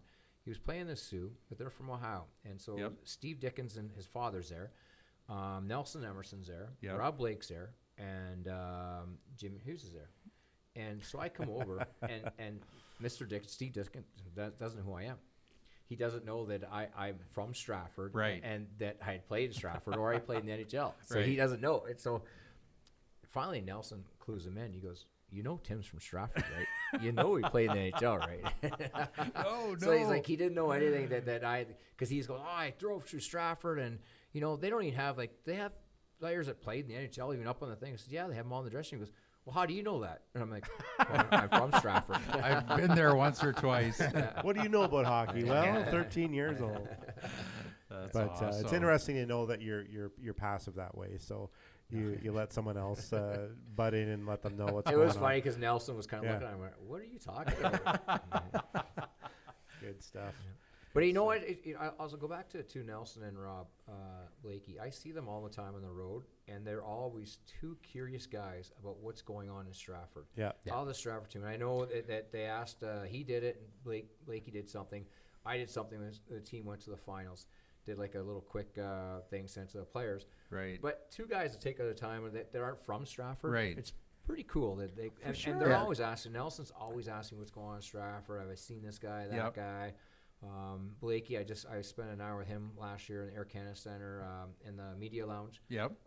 Same thing. They're always curious. Yep. Their roots are still here. For sure. You know. I ran For into sure. Scott Rex last year in Brantford, Yeah. and he goes, they always ask Yeah. how Stratford's doing, what they're doing. He says, it's just a tight-knit family, right? Yeah. Yeah. Like, is It's- Rexy still with LA? Yeah. Yes. Yeah. Yeah. I see Okay. Him. I see him around. Yeah. I would. How many guys like Ben Delpy works for us, so Zach is his brother. Okay. Played in Stratford Yeah. too, right? They're from Paris, Ontario, so Yep. they know a lot about the Stratford. But he always asks me too: is that how many guys that actually played in Stratford and went on to play college or God. and It's pro? It's it's a big honestly incredible, endless. isn't it? Yeah. It's honestly endless. Yeah. It's really remarkable for a little town. There's a this hockey size. factory. Yeah. Yeah. Yeah. It is what really it was. was. Yeah. And, you know, like I was listening to the Spit and Chicklets and where Chris Pronger's brother was on Yeah. talking about it. And it's a funny story. And he was saying how Chris was playing here and they're sitting down in their basement. And he's like, you know, Dad, you know, Sean, what should I do? Like, should I, you know, keep playing in Stratford or should I go to the O? And they're like going, Chris, like, you're tailor-made for the OHL. That's your quickest route to the NHL, like something like you, right? Yeah. And he's like, damn it. He said, like, you know, Detroit was going to offer me a Corvette So- if Oh, yeah, So Right. so not to pounce on that, but what it was Pronger was going to go number one. Detroit was going to offer him a Corvette to go. Pronger passed, so he missed a year for the draft. Came to Stratford. Right. He went home to Drayton or Dryden or wherever he was from. They were sitting in the basement, and his dad goes to his brother, "What do you think Chris should do?" He goes, "I should probably, you know, play junior." So he was drafted in the 6th round because they didn't think he was coming to the O, and he goes, he goes, "I could have had a Corvette." Yeah, But I've been doing a bit of research because this is the Stratford Hot Club's 50th anniversary. So I've been doing some research on some alumni. So during the broadcast, we can bring them up and Nice. get Yeah. it. So There's a Yeah. lot of guys. There's a lot. There's of a guys. lot of There guys. is. Yeah. Yeah. and the 80s and the 90s, you know. Which was, it's- you know what, during that '94 lockout, which was fun. Like Emerson came back, Yeah. Blake came back, Old Chuck came back.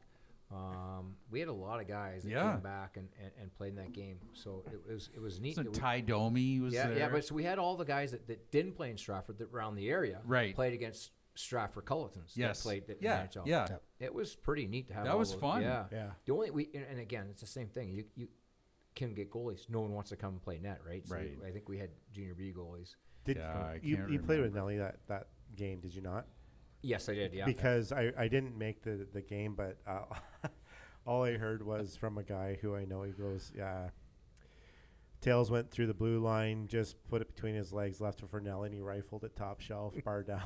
I go, like, and that's not you guys aggressive with your talents at the time. That's just a hockey play, but you wowed the crowd. Like it's kind of those really cool things that you guys are able to do as professional hockey players, that in a small rink like that, it just lights out. Like, it's beautiful to watch. Well, I'll tell you what is hard, though, is that it's hard to, how do I put this in a correct way, is that you can make plays, high-end plays, with high-end players.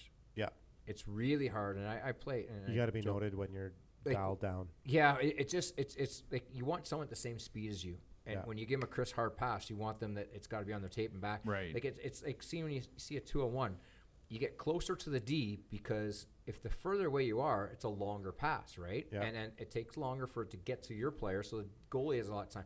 So what you want to do is you come closer to the so you bring that angle in, and so a guy that's on a 2-on-1 with you knows that. So you want a player that knows, like Mario St. Louis is always great at, going to 2-on-1. He'd open up and stop, so you know what he's going to do. Like, his high-end IQ as a player, he's getting open. His job, number one, is to get open for you and be in a spot where you put the puck. Now, your job is to know exactly where to put that puck. So you need two high-end players to do that. Yeah, It's hard. If I'm playing, joking around, playing that Sunday night league, it's really hard to make a play. With Founts. I get it. But Founts is one of our better players. Yeah, no, I am kidding. Yeah, and I'm it kidding. goes to his head too. But you know what I mean? I do. It's hard to make those plays, and it's hard because you just the caliber's not there. They don't get it, right? And passing a puck hard or passing a puck under a stick and knowing that you're putting in a one-timer, but then they grab it and hang on to it. So it's just, but when you play with people that have the same level as The you, skill. it's totally different. It's Yeah. totally different. Yeah. But and that was a long time ago. That was literally 1994. 94, 30 years Wow. ago. Yeah. And I remember somebody saying that because I again, remember I didn't make being it down down there. there. But that the one play that you and Nelly did was it really struck a 'Cause- chord with the Yeah, crowd. because I remember being down there. Rob Blake still looked like a monster on the blue Yeah, line. he's big. Yeah. Wow, could he shoot the puck? And I remember when we played junior B with him. Oh like, my God. He was big, but he's a young kid. Like, we're Yeah. 16 years old at the time, right? Turning Yeah. 17. His shoulders always popped out. He had those injuries all the time, but he was he was a good player. at I junior tell B. people, I said, like, he was the first guy that would crank it up, like, in practice. And when the puck would hit me in the chest protectors, it would be like, ugh, like, it would take the breath out feel of me. it. Yeah, Because he's got that long reach. yeah. And then, like, his wingspan and just his, like, wind up and follow through, it was a heavy, heavy shot. I remember he scored from center against Listowel one time on a Sunday afternoon. Like, just a heavy, heavy The old shot. matinee shot. Yeah. So you say that, Razor, and that was with a wooden stick. Yeah. Razor sent us a Exactly. picture the other day of a wooden stick with all these composites on our little text thing, the ugly Yes. duckling. So imagine what that would have been with a composite. Oh, my Yeah. God. Well, the problem with it, I had a hard time going to composite stick because, and Freddie Modine was one of the guys too. He's one of the last guys. He would have a wood blade but composite shaft, and they were just putting it together. I think it was Sherwood was doing it for him. But you lost from going from wood to Yep. the composite. You lost your hands because the puck would just fly off. All of a sudden, that one where the pass goes like zips through there, Yeah. and your shots are always like that, but your passers like that. So you lost that like total feel. Yeah. Um, I play with one, and not that it matters remotely. I just play Sunday morning or whatever. But I can feel it, Tim. I don't have the same feel for the puck Yeah. with. I had a Branches forever, and it was years ago. But I'll never forget the feel of it. It's totally different. Composites Yeah. will never be the same. No. And it doesn't matter what I just an observation. Yeah, it is. And Yeah. now the shots they're harder, right? They Yeah. come off the stick quicker, and you don't have to be strong now because of the whip of the stick. It's just almost like you The used to torque. have to like bend down and pull it and really get down and use your stomach muscles to elevate the puck quick. Now it's just like you don't have to. The harder you try, the less it is. Yep. And the less you try, the puck just zooms off your stick, right? Yeah, so That's true. you have to, and now these kids grow up with that, so they don't know anything Yeah. different. But you do lose. Like I felt like I lost touch when Yeah. I went to Right. that. And just for clarification, did you make that transition while you were still a player? Yeah, in the NHL, I was. So that you would have probably had to work at that. It was hard. It Yeah. was hard because the Easton first came out when I was in New York in 1999, 2000. Yeah. When The aluminum? no, Or that the composite. The composite. composite. Yeah, yeah. So that half the team had it, half the team didn't. Okay. The transition next year, the whole team had it, and I had a hard time. I really had. Yeah. Brad Jansen was working with Louisville at the time. Then he went Sherwood, Louisville, CCM. I always stayed with him as a stick rep. So wherever he went, so he made my sticks, and it was, I had a really hard time, and I finally made the full transition when I went to Tampa in 2000. So and just touching on that a bit more, obviously you were noted for your effectiveness in the playoff circle. Was that any difference, or was it more about the shots? And No, I was shot and feel. Just like yeah. And I found like, you know what? Actually, playing against Philadelphia one time, Lindros, we had a battle in the corner. He whacked me, I whacked him back, and so then they're in front of the net. We whacked each other again. The whistle went. We're in Philly, and I go to take the face off, and I put my stick down, and I jumped, and I threw my glove off, and he's looking at the referee. I didn't do anything, and then I had to go. I went to the bench, like, I can't move my hand. So they went in the dressing room, and so the doctors come in. What's going on? I said, I can't move. It's something. So I got a sliver from my stick because it was slashed at the bottom. I put my hand through it and it went right through my glove. And you had the short glove? Short glove. Would you have? No, it went right through the palm of my glove. Oh my. So it was this hand. So anyways, I go into the dressing room, and the doctor's cutting out. He goes, I got one. So he's taking it out. And you got one. And I can't move my finger. I can't move my thumb. And I go, something's not right. So they took me to the hospital. They ended up cutting me open. And then it went deeper. And honestly, it was a 2 or 3 inch sliver that was sitting. He said it was sitting on your nerve. That's why you couldn't move it. So, but that's the problem with the wood sticks, right? Is it Right. now? Go back to the sticks now is you never know when they're broken. Also, you go take a shot and the they're worst, kinked. or the puck comes back to the D and he gets it and it breaks a stick. And meanwhile, the stick's been broken already, right? Yeah. A wood stick, you would fight through it. It wouldn't be totally broke, and you can make a play. Right. Now he has to drop his stick, and now you're at disadvantage. So with that situation you were just talking about, you probably missed games where you're not stitched up 2 games. 2 games. Wow. Yeah. Okay. Yeah. I would have been Canadian out for the year. boys. Yeah. I would have been Canadian out boy. for the year. That would have been. Got it. I kept that thing, a sliver in our kitchen for, I don't know why I did it. Because everyone on our team going, like, what happened to you? And I wanted to show them, like, honestly, it was a long sliver. Yeah. Keep the wooden sticks around. Because they looked at you like I was kind of a little wussy. I remember a Tuesday morning playing hockey with the Fire and Police down at the Alman Arena. And John Wilson comes in the one morning, Tuesday morning, 10 o'clock. And John Mavity, God rest his soul, he was one of the funniest guys I'd ever talked to. He's sitting there, and Wills comes in with this brand new, like, wooden Sherwood. And composites were now the big thing. Yeah. And he looks at Wills, and he goes, Wills, did you just fill up at Petro-Canada and get that stick for free? The whole room just broke up. But, I still remember the old Titans Yeah. Oh, yeah. yeah. So does Gretzky. The Turbo Titans. because Yeah. they lasted forever playing road hockey. Oh, with those yeah. things. They were They You had get that, the blade down. They had that, like, what was that, like a plastic Fiberglass. piece? It was a Yeah, fiberglass. on the bottom. Yeah. But it So was your it was stick would wear laminated out. though. Yep. But once that fiberglass was worn off from the asphalt playing road hockey, it was Well, crap. Remember because the heel would be like an inch thick, and Remember the the toe would oval be. sticks? Did Titan have an Oh. oval stick too? Ooh, I don't that's a good think question. I don't Someone think had they the old, did. remember Yes. Scooter Martin had that oval Yes. stick all the time. Yes. Yep. Yeah. Oh, I Back in the remember day. that. Yeah. Great stuff, boys. I just wanted to reach out and talk to Razor quickly and wish your mother a happy belated birthday. Oh my goodness! I hear she's a listener. She actually be, is. I is. got to set it up for her, but yeah, she loves listening Nice. to Yeah. it. And, Happy belated birthday, dear mom. Yeah, happy thank belated you. birthday to Razor's mom. Yeah, Yeah. she's 86 today. God so- bless. Oh, good for her. Good. Yeah, God bless. Yeah, she's good stuff. Biggest Blue Jays fan that I know. During COVID, I was just scrolling through social media the one day, and Jamie Campbell, who she always watches and loves listening to, posted a thing on Twitter and said, "I know there's a lot of people struggling right now with COVID. Everyone's locked down. People reach out to me. I'll contact a family member on your behalf." And I'm like, you got to be kidding me. So I send out a DM to Jamie Campbell through Twitter. Sure enough, Mom gets a phone call from him. She didn't believe it was him. She's like, "This isn't Jamie Campbell." And he's like, "No, seriously, it is." True Yeah. story. This Good is a stuff. scam. Good yeah, stuff. yeah, exactly. Good stuff. So, All right. Awesome. thanks for mentioning. Yeah, that. no worries, Yeah. no worries, Racer. So with that, we're going to take a wee break. Before we go, we want to get on to a little bit of our list with our very, very generous sponsors. We've got the majority, or if not everybody, knows Joe's Diner in Stratford, official breakfast, lunch, and dinner diner of the Armchair Chirpers. Home of the world famous Perth County, number 4 over easy bacon Yeah. white toast, please. Over hard. That's right. Locally owned by Blaine Myers, Julie Myers, and the family. Dan and Rebecca are completely and fully involved. Great family.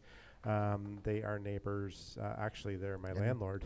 Yeah. Congratulations Good. to Dan, recently engaged. Yes. Dan's recently engaged to Chloe.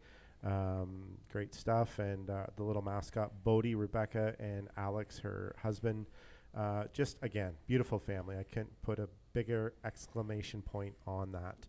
So thank you so much, Blaine Myers, Julie Myers, and family. Yeah. Did you want to mention? Yes, Brighter Vision. They are a counseling and psychology and wellness company here in town, and the reason why they really hit a bright spot with us is that there's a lot of people suffering in town, or not just in Stratford, but everywhere. And they provide compassionate and effective counseling services to individuals and families in need. They provide a safe and supportive environment where everyone can heal and grow.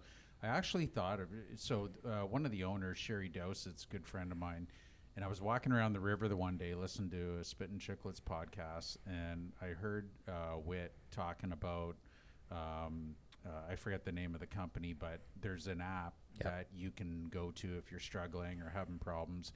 And Whit said, I'm not only getting paid to talk about them, I'm an actual user. So he said when he got done playing in the NHL, he goes, I struggled. I was told to be at a place at a certain time. I'm sure you can relate to that. And, he said all of a sudden I had to figure things out on my own, and I needed to talk to somebody. And so the light bulb went off, and I reached out to Sherry.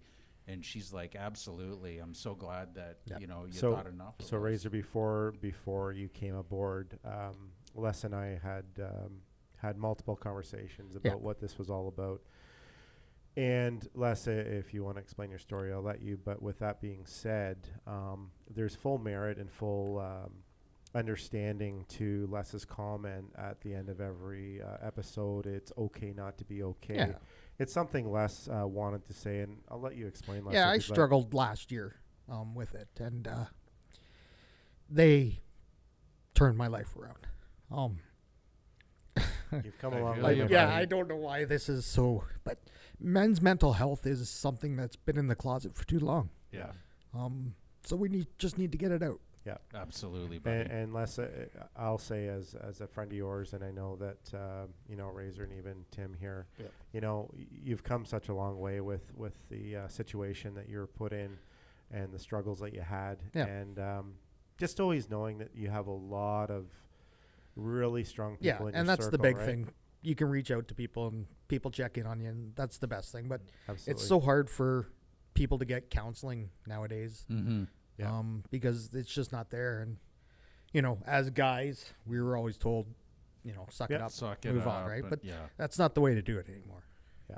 So Get the help. Brighter Vision has just that little extra piece of special meaning to the show. Yes. So They helped me tremendously. yeah. Um, So kudos to those fine people helping so many people with challenges that they have. So on that note, we'll take a break, and we'll be back.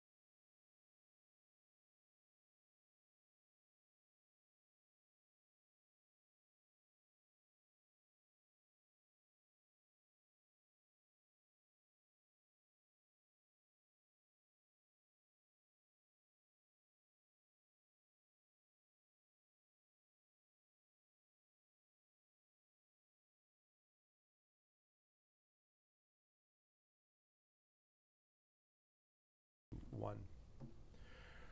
Guys, when you have Tim Taylor in the studio, it gets a little carried away on the breaks.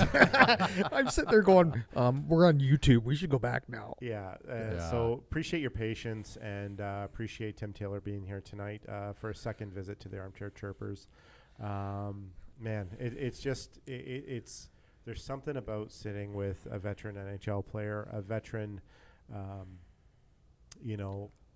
player / personnel career like yourself, Tim. So thank you so much for your time. Well, you know what? Honestly, it's been a blast. Yeah. It's fun to talk about it because when I'm home with Jody, she doesn't really get the same effect. She's not excited. You know, even like with Wyatt, like as a young boy growing up in our world, so to speak. Yeah. He still doesn't understand it yet either, and all his buddies keep saying, "What? You remember he took a private jet? I remember I told you a story. He took a private jet with us." And he still does. Like, it's just, you have to really love the game to understand it too. Yeah. So and that's why I love talking about it. So it's Understandable, and that's more than fair. And the beauty of it is someday, maybe he might. Yeah, for sure. Yeah. But before we get any further, we just want to really make sure we squeeze everybody in for our absolutely appreciated sponsorships that we still have. Shameless plug. The Urban Barber, Stratford, Ontario, established 2019. I happen to be the owner-operator with two wonderful barbers, Rhonda and Jonathan. We appreciate your patience. We've been booked out 3 weeks for about the last probably 8 to 10 months. Yeah, I got to get a haircut. Yeah, Les usually gives me a text 2 or 3 days out. You good? Yep, get in here. Yeah, come It's on. it's only 10 minutes. Yeah, so we are forever grateful for the support of Stratford and surrounding area. We have people coming from Goddard, Bayfield, Kitchener. I will say, at 46 years old, it was the best decision I ever made. We had some really good momentum going into the business going into its first year, and here we are 5 years later with a really healthy clientele. We offer full barbering services, 155 Erie Street. And I was still customer number one. You were? Yeah. That's right. I forgot In about both that. places. Yeah, you were. In both places. Yep. I said, do you mind not? Go, no, I Yeah. am. Okay. No, that's good. Don't follow No, me. it was great. Yeah. And we appreciate that. Following that up is my absolute lady friend, Janet Lang, Home and Company Real Estate. She is a local broker of 20 years plus in local and surrounding area real estate. She's been generous enough to give us some sponsorship this year for all your real estate needs. The official real estate broker of the Armchair Chirpers, Janet Lang. It could just be to get you out of the house Monday nights. I'm beginning to think that might be part of it. But anyways, I'll let you. And we can't forget Bentley's Bar, Inn, and Restaurant, the official bar and restaurant of the Armchair Chirpers. 20 draft beers on tap, daily food specials, fabulous place to spend the night in their lofts or executive suite, and locally owned and operated by the Bentley family. Good people. I mean, Tim, you'd be able to relate to this.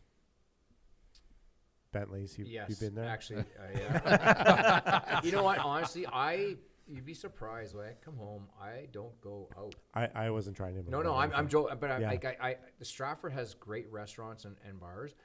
I just don't have the time to do it. But I did go to Bentley's. I was going to say, I went to Bentley's, and that's where Jacob Milton and I. Is that right? Yeah, shared a pint. Yeah. Yeah. Now, I actually broke a glass there. Turned around. You didn't get kicked out, so. No. Just is good that 20 people. draft beers on tap, or go sit down and have 20 drafts? Well, either or. I'm sure Junior will look after you, whatever your needs are. What a staple in Stratford. Oh, yeah. Great people. Breen Senior. I just had a conversation Unbelievable. with him this afternoon. I went in to take care of some business, and Tanner was there. And when you meet up with Senior, he's just that individual who is forever grateful for their achievements and their success locally. The kids are fully involved now. I say kids, they're full adults, but it's always great to take 10 minutes with Senior. Yeah. He's just that guy that will tell you a story or two and genuinely ask. I've had my barbershop now for 5 years. He looked me right in the eye.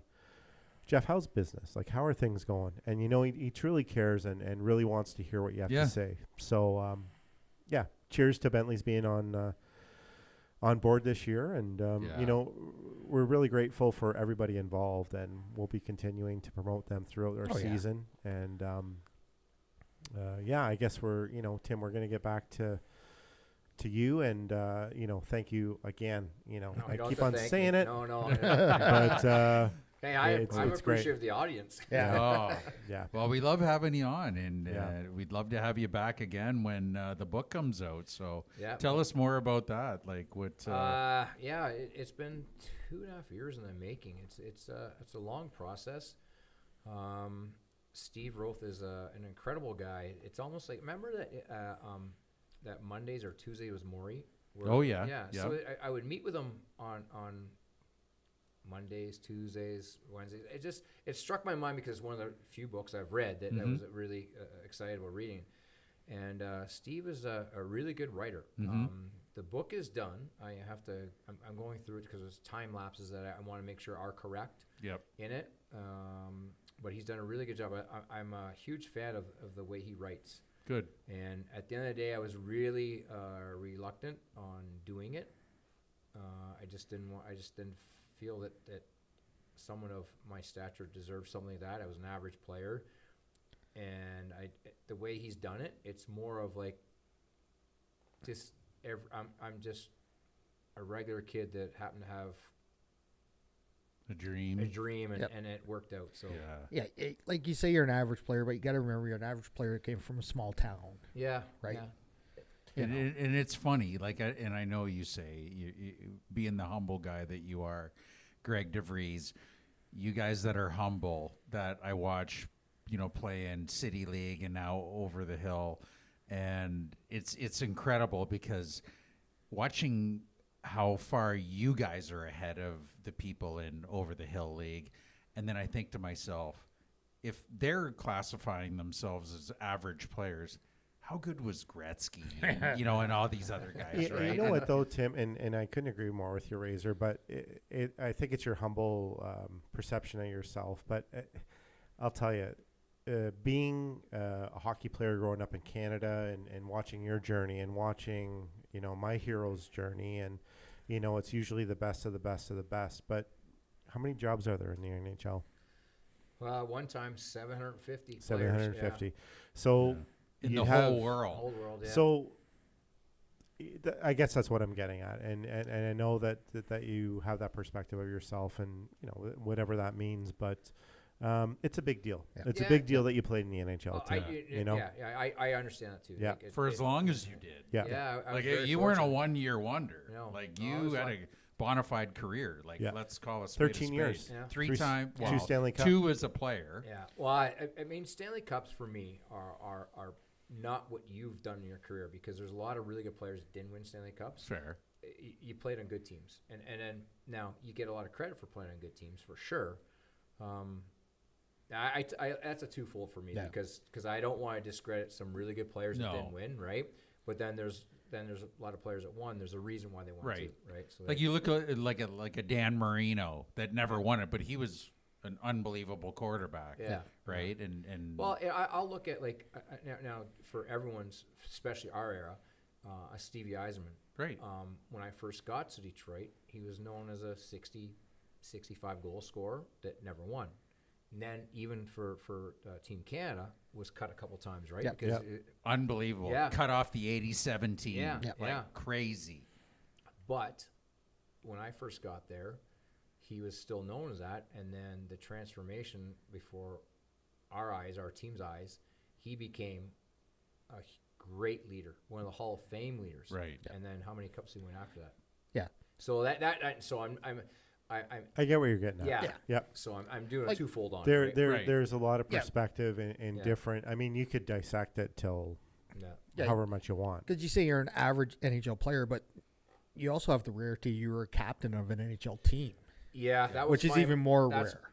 Honestly, that's the biggest single accolade as a player that I have, anyways, is And that comes from obviously being an older player, understanding that at the end of the day, you are there to make other players better, to bring them up to the level that, and you. It's a big responsibility. It's a big responsibility, Yeah. and I loved it. And again, like I cherish that. But Tim, that's something and also too, like, and, you know, you cherish that, but you know, I look at it as, you know, when you finished 5th in the Selke, when you had your notoriety all over the NHL with every single team, that you were a face-off guy. Those are huge things, and it doesn't define your career, but those are things that just don't happen with an average NHL player. No. That's just my opinion. Yeah, and I agree. But you know, it's well done. Yeah, and again, you know. I was just saying, like, when books come out, they're about Gretzky's, they're about Lemieux, right? Yep. So like that's why I was a little apprehensive, because I don't like social media. Is that if you're on social media, you better be ready to take the heat coming back at you. Because if you say something social media, because you've put it out there that you can talk to anyone, but they can come back at you. Yeah. Sure. Right. So the same thing is like something like this is when you're about to have something like this, and you're like, okay, well, what's the perception of what other people are going to think? Like, who the hell is this guy? Right. But at the end of the day, it's kind of a story, but it's not, and it's just more of a hometown, like a small town kid, and kind of my thoughts going through it, and then how another guy who played against me, Steve Rowe played against me, and that's how it started, is that he played against me at a young age, and why he didn't make it and why I made it. Yeah. Kind of going back and forth. So it's actually fun. It's not like he's bragging or I'm bragging about anything I did, or it's more of like things can happen to real people. Right? Yeah. See, I find the books about the underdogs or the lesser guys, they're great books. Like Dave Semenko had a book, Protecting Gretzky, and it was probably one of the best books I ever read. Yeah. Like, you know, just an average guy that found his niche. Talk about a guy like Brian Burke. Yeah. You know, he didn't have a great hockey career, but he really had a meaningful career because it built him to where he went to and his successes. Like, and I see Burke all the time in Toronto, so he's great. There is people who can't take him or do take him or whatever. The game needs him. Yeah. He's fantastic. And I'll tell you that his personality is very, very similar to John Tortorella, where it comes off to media people where they don't like him, and he I would say arrogant, but he comes off to arrogant because he talks and he has a strong opinion. And I've seen Berkey probably over my last 13 years doing this job, has seen him 5 times a year. And he's so easy to talk to, and he's such a great guy. Well, his guard's down, right? And would that be fair, Tim? Yes, and behind the scenes, behind the media scenes, he's genuine. Yep. Right? He's a really nice guy, and he cares, and he's just now he's getting a little older now, but he's such a nice guy, and you know, he just has a great personality. Yeah, and now nobody wears a tie. No, you know what's funny is I went to a game in Providence to watch Jake Wallman, who we drafted the 3rd round, and they were honoring Berkey that night, and I didn't know it, so I'm sitting there, and I look up in the little box, and he's still got the tie untied. Why even put it on? In my head, like, why is he even there? That's a staple. So like, it's like, is it Flavor Flav has the big the clock. Well, would you ever know who the guy is if he doesn't have the clock on? No. Like, I don't know any of his songs. But I think, I can't remember where he was on. I don't know if it was Chicklets. I don't know where it was, but they asked him about that. And it was when he was planning his exit from Anaheim to go to Toronto. And what it was he went out, and don't quote me on this because I'm not too sure, but he didn't have time, or he walked out, or they caught him at an off time. He didn't have his tie, and it just blew up the press. He goes, it wasn't even planned. It wasn't a statement. It wasn't a fashion statement. They caught me in the crossfire of going from my office or wherever it was when they were at the Honda Center in Anaheim, and it just became his his thing. It's his thing. It's his statement, right? Yeah. Like, that's him. He sounds like a great guy, and you can just tell. You know, he was on Bob McCowan too, and over the years and stuff like that. I could just sit and just listen. No, here's a guy. So I'll tell you a story. So here's a guy that when something happened, when he's running the player safety at the time. Yeah. Yep. Okay. So remember, you couldn't have any part of your foot in the crease. Right. I'm with the Bruins. We lose, and I have my toe in the crease in the playoff game. Yeah. We score. I go around the net, try and stuff it, and then it goes out right out front to PJ Axel and scores. Game 3, the series is tied 1-1, so we're up 2-1. We go in the dressing room. We celebrate. Go in the dressing room, and I don't think anything of it because I'm thinking, well, they would have called it if I was in. And then we get called back on the ice You were in the dressing room after. in the dressing room. Yes. And my toe was in the crease. And I know Don Cherry went off on it because every time I see Don, Right. oh, that goddamn toe in the crease. He goes, that's the most idiotic thing. I said, Don, yes, I get it. Quit. Yeah, knock it off. Yeah. Was that the same year Hull had his foot in the crease That when was he a scored year, the year later. year later. Yes, right? yes. So the following year in training camp, a media member come to me and said, this is when Brian got the job in Vancouver first or Anaheim? When he was GM, Yeah. he was in Vancouver first. Vancouver. Yeah. They He- asked he me was they assistant asked me GM. something. I said, well, I just hope he realizes now that about the rules because he called me after and says, Tim, you can't go off in the NHL. This is a rule. You know you're in. It's a blue part. And again, I was probably too arrogant and upset still because it cost us a game because Right. we go out and we lose and honestly a minute and a half later and we go back out there and so they asked me about Brian. I said, well, you know what? I hope he finds someone that has a foot in the crease and they lose. And so Harry Sinden called me, and Harry was all over me. He goes, you have to call Brian Burke and apologize. You can't say stuff like that. I'm like, yeah, whatever. And I was still mad. And so I call him, and it was kind of like one of those calls where, like, he knows I'm not sorry. Yeah. I'm told I have to apologize to him, Right. so I apologize to him. And then years later, we've sat down, and he goes, Tim, I get it. I know you're upset. Right. And then so he kind of helped me get over it. Right. And then I got to know who he was. Yeah. And I wasn't attacking him when he got the job because I said, I hope he finds out that what it's all like to lose in a playoff game. Yeah. Now so No. that's why I have so much respect for him because Yeah. I said something that wasn't right. Yeah. And to this day, he makes it okay. I read his That's book, awesome. and it was just a plethora of just amazing stories. Him and Pat Quinn used to run together, and that was a lot of stories there. I'll recommend the book to people who want Yeah, to see it. I'm I- not going to get in now, but yeah, it was great. So from the last time you're here, I always had this question. At what point when you stepped on the ice and you stepped on the ice with a player that was your hero or a superstar in the league and you went, I'm on the same ice as, Yeah. like there could be a bunch of them, but There's like all kinds, obviously, but I would say had to been Gretzky. Yeah.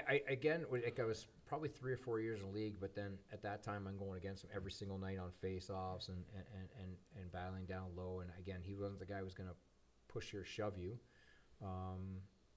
He just beat you. Probably at that point. But the other thing was when my family or my dad realized that I was in the NHL was I'd played a year and a half, and we're in Toronto for exhibition game, and I scored a deflection, and it's like, I don't know, we're winning 4-1. I scored to make it 5-1, and the famous announcer in Toronto, Yeah. goal scored by number 37, and then so I go down to the game, and I think I actually was first start because Larry LaBelle and Quincy were there, and my dad was there, and I had a goal and 2 assists, but it's exhibition game, so you're only playing against 10 guys on the other team. They're actually NHL players. Right. And so my dad had seen me play in the playoffs against Chicago, Stanley Cup Finals against New Jersey, and then probably 30 or 40 regular season games. And And that's the point he says, now you're in the NHL. in the preseason. Yeah. Paul Morris. Because Paul Morris, Morris yes. announces my name, scoring in Yes. an exhibition game, and I was Unreal. first star. So that's when my Yes. dad realized I was in the NHL. but So that tells you that it was at the old Maple Leaf Yeah, Gardens yes, because yeah, he did not make the transition over to the no. old Air Canada Yeah. Center. And that was another like going to the old Montreal Forum, right. and again Maple Leaf Gardens, Boston Chicago Garden. Stadium, Boston. Those Yeah. were iconic Unreal. buildings.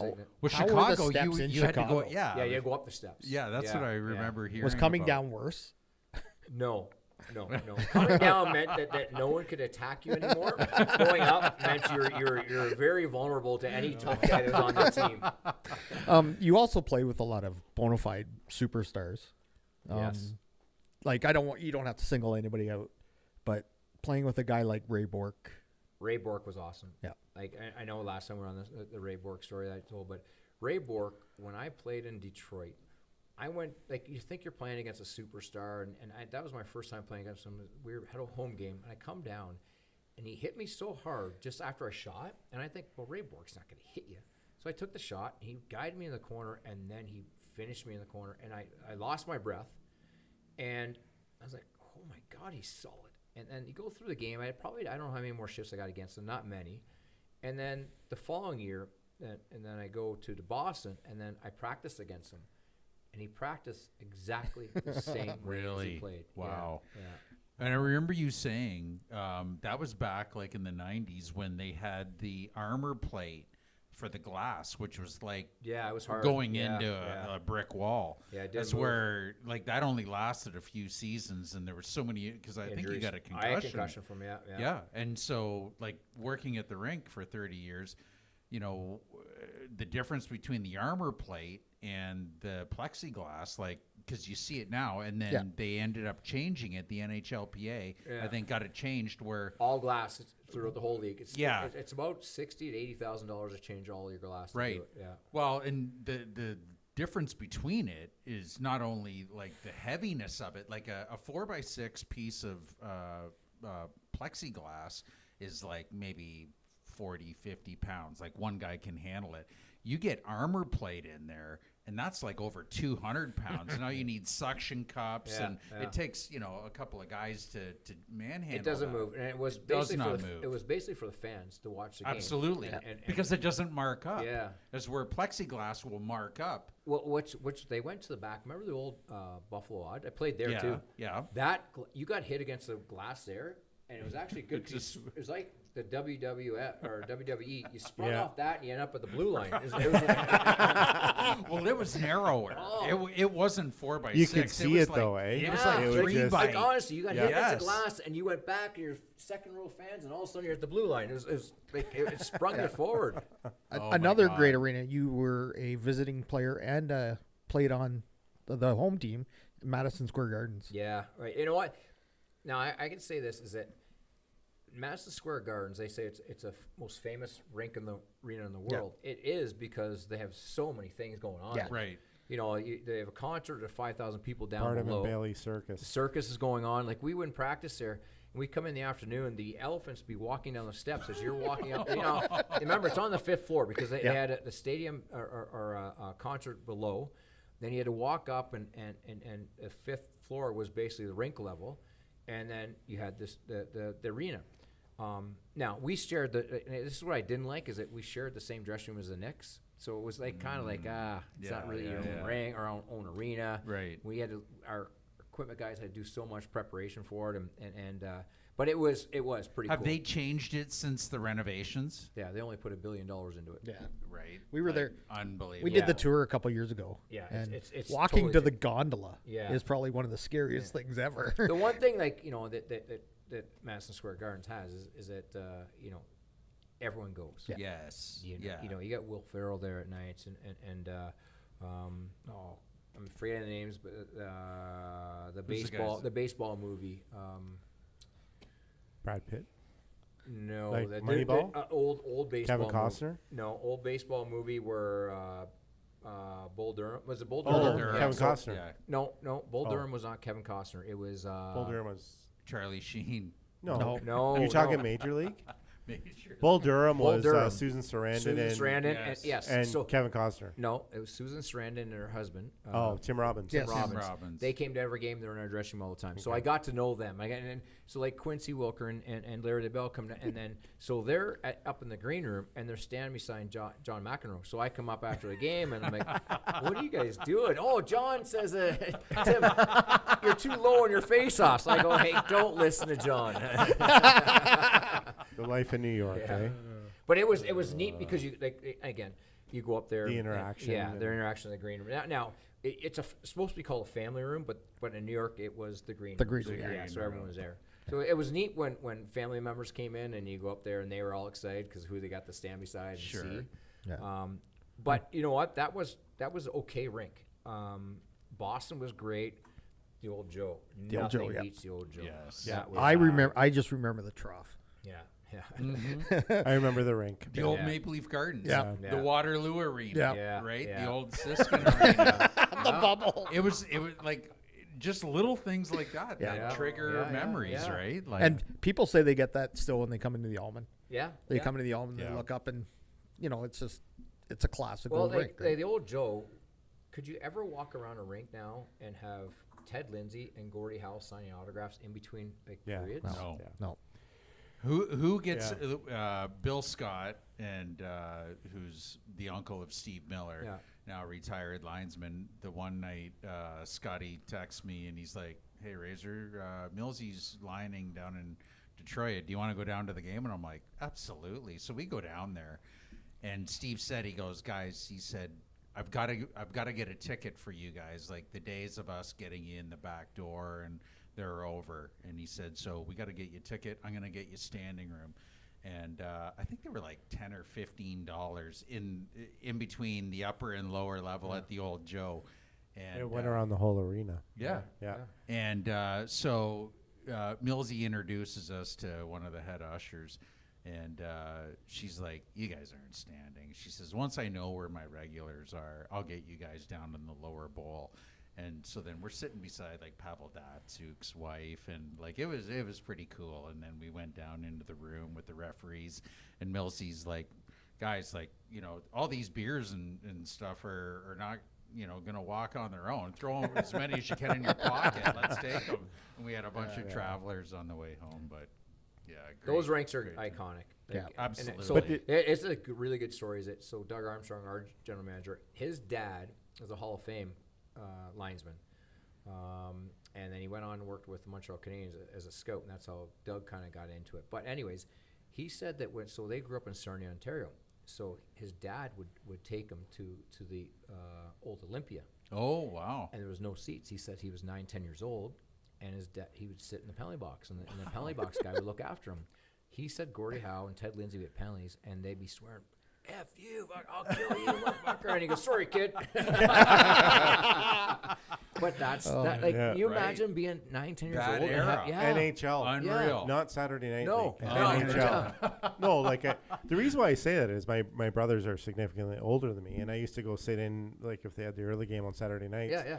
And people F this and F that. Oh, little ears in here. They didn't get it. Like, it wasn't about, but it's the same It's the thing, NHL, right? Yeah. Yeah. Pretty That neat. is cool. Yeah. Yeah. That is pretty cool. So It's those stories that get Yeah. you going, right? 'Cause And he has great stories about his dad too. That both teams would travel on the same train. oh, And so okay. they drop him off in Port Huron. And the night before he was supposed to get married, Doug says that both teams got him all hammered up. And they took him out. He goes, I can't. I'm getting married next day. And they picked him up and took him out and handed him to Doug's wife and said, "Here he is. He's yours now."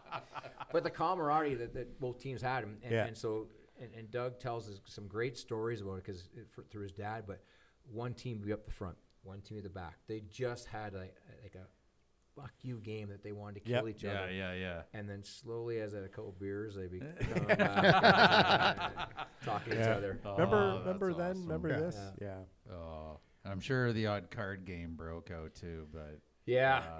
And in those days, it was more of kind of sitting and relaxing. But yeah, there was a lot of card games, a lot of big card games now. But you know what? There's less time now because everyone has their iPhones and they're playing games against each other. So there's less talking and communicating with the players on the plane now. right. And coaches are sending videos right away to the players, so they get on the phone right away and they're watching their game. Right. So it's become A whole different realm. yeah, different. yeah. Whole different generation. Instead of sitting there laughing at each other, and again, this is the funny part is that like when you're on a plane and you play and the coach is mad at you or you're happy you won, you come back and you're sitting there and then you look at that guy and go, "What were you thinking of that play?" And he goes, "What are you talking about?" I go, "That's terrible play. You know that, right?" And then they say, "Yeah, I know it's terrible." So you mock each other. So Yeah, exactly like Saturday night or Sunday night. You get in the room and you sit down.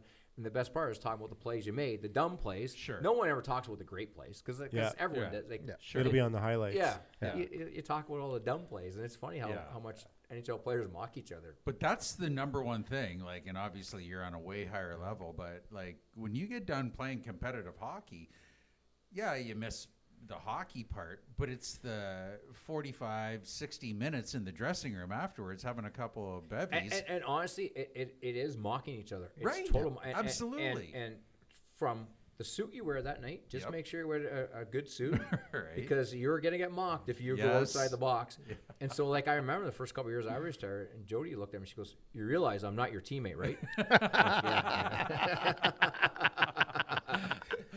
Oh, love it. Some of the other comments that we had from the first one was everybody got a laugh out about the Andrew Chuck paying his tab or the beers on the golf course. Yes. Oh, he was. He's legendary that way. But he to this day, him and I have been good friends since those times, and that story is iconic about the Andrew Chuck pay your tab Yeah, around it the Tampa is. area and Calgary. But even on the from golfing, he will have a caddy, and then the caddy's got his bag, and he's carrying a cooler down the middle of the fairway.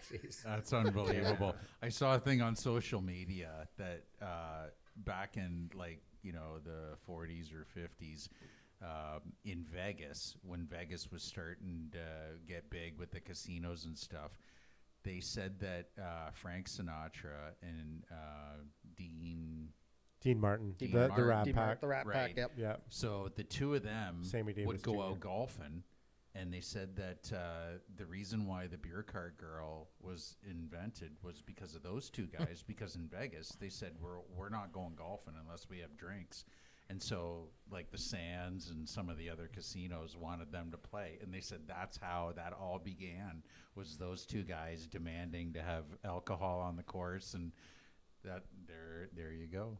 So Cool stuff. So a lot of people listen to episode 28 here, Tim, with the Armchair Chirpers. And one friend of the show that really did was the director of hockey operations for the Stratford Warriors / formerly Culletons. And he heard your story about the Christmas party that not necessarily went your way. yes, and right. There was no coat Coat. for your services rendered, if you will. So it was interesting because Clarkey made an absolute point to say, I had no idea about that story. He does have some say, obviously, in the hockey club, and he actually contacted Les Razor and I and said, could you do me a favor? Can you come down? We've ordered Tim a coat for the 50th celebration of the Stratford Culleton / Warriors anniversary. So we're more than willing to take that opportunity. Yes, and let me try it on. Just congratulate you for Yeah. the journey that you've had. No, it's not gold thread, but Yeah. Oh, there you go. fantastic. Yeah, 50 years. That's awesome. Yeah, it is Fits like a awesome. glove. Yeah. You know 50 what? years. So Now, Clarkie's 3 years younger than me. He played with my brother. So Okay. he had nothing to do with this story other than he's just a good human being. Yeah. yeah. So I really appreciate this. This is something that I would wear, Yeah. that I'm going to wear at home. And again, we're part of that 50 Alumni. years, right? Yeah. So Yeah. it's cool. I thank him. Like, this is pretty neat. Yeah. Now, it's the jacket we talked about. It was a sport jacket, so that's something I would never wear. This I can wear all the time. This is Exactly. perfect. Yeah. Yeah. Yeah. So on behalf of myself, Clarkie, I thank you very much, and the Stratford Warriors, I thank you as well. Even though you guys had nothing to do with the story. Yeah. and they know that. Yeah. They know that. Right. I will wear this proud though. Yes. That is awesome. So that looks great yeah, on congratulations, Tim. And I know that you've had an illustrious career with being far above average hockey player and playing in the NHL. Just an average NHL player. Impossible. But we were really honored with the three of us and Clarkey asking us that. So, just wanted to present that to you. Yeah, Yeah. well, I appreciate it. Thank you guys. Yeah, it's he's got a good thing going down there. Yeah, It's nice to see. well, and all the board too. Yeah. Nick Parr and Yeah. and all the board of directors. I and can stuff tell like you that. that like, we talked off air that Rob Blake and Nelson Emerson always ask me. I work with Ben Delpy. Zach is a guy that played here in Yep. Stratford. Alumni, yep. He talks about it all the time. His favorite thing was coming down, watching his brother Zach play, and obviously Chris Pronger being in St. Louis. Still, we talk about it. So, this is still a destination that a lot of guys that tribute that their career started. Yeah. And, Right. I'm lucky to be one of the guys. You're lucky one of the Yeah. guys that got Yeah. to play here. So, It's pretty darn cool. it is very honest. cool. It's the names that you have not it just kind of forgotten. Like I will talk to a bunch of guys in my chair. I always say like Brian Smolinski, yeah. Jeff Halpern. Louis DeBrusque. Well, those guys Yeah. come into play, but it's the little ones that maybe get forgotten, and people are like, no, they didn't. Like Brian Smolinski, this guy swore up and down. I go, are you kidding me? Yeah. Of course Yeah. he did. Yeah, Smolinski. Now, here's a quick story. Smolinski's son plays at RPI with Tyler Hodson, John Okay. Hodson's son. Okay. So that's a connection there. Yeah, so yeah. he always asked John how Stratford and it's Oh, something that's that, cool. Yeah. And again, there's Had a great career. Yeah, You know? so many guys. So I many see guys. Louis Detroit boy. I see Louis DeBrusque on the road all the time now. I play with Louis in London too, right? Yeah. Right. Right. We have that connection. So Oh, that's right, too. Yeah. Yeah. So, Kincardine boy. yes. Yeah. Yeah. Yeah. So That's amazing. Yeah, you just can't make that stuff up. No. Yeah. No. I We ran went- into Ed Olchuk when Dinny passed away. Yeah. Ed Olchuk was in town, and I just happened to be working at the Almond that night. And Ed Olchuk doesn't know me from a hill of beans, obviously. But like you said, he comes in and, starts asking questions about the junior club. And Yeah. You said, Razor, he said to you, I just had to come back to the arena and just have a look. Yeah. Yeah. And he just genuinely, like he said, obviously we all knew who he was, but he said, I'm just in town, just wanted to come back to the Almond. And he says, I have a lot of great memories here. And like he was 16 years old, tearing up the league before he went on to the Olympics. And He's a special person. I see him all the time on the road as well too, and he still always asks like, he's a great person. His brother played here. Ricky. Too. Ricky. And Yeah. not to mention a little guru on the horses, on the ponies. Oh. he loves his ponies. Did you? What's the story? Like he won like $500,000 when Oh. he landed, right? Yep. Yeah. And he the bettors or like the bettors Yeah. / whatever is going on. He's a consultant Yeah. for every single. Yeah. So that the every Kentucky single, Derby, they have yep. him on there now. He's on NBC for Yep. Kentucky Yeah. Derby. Yeah. Oh, wow. Yeah. Okay. He's the guru, Yeah. and I Yeah. don't know what that means, like to the extent of it, but he knows what he's talking Yeah. about. Yeah. So that's pretty cool. Yeah, That is and cool. I'll tell you, in Razor, you're right. 16 years old, he played with Quincy Wilker. Yep. And they were a special line.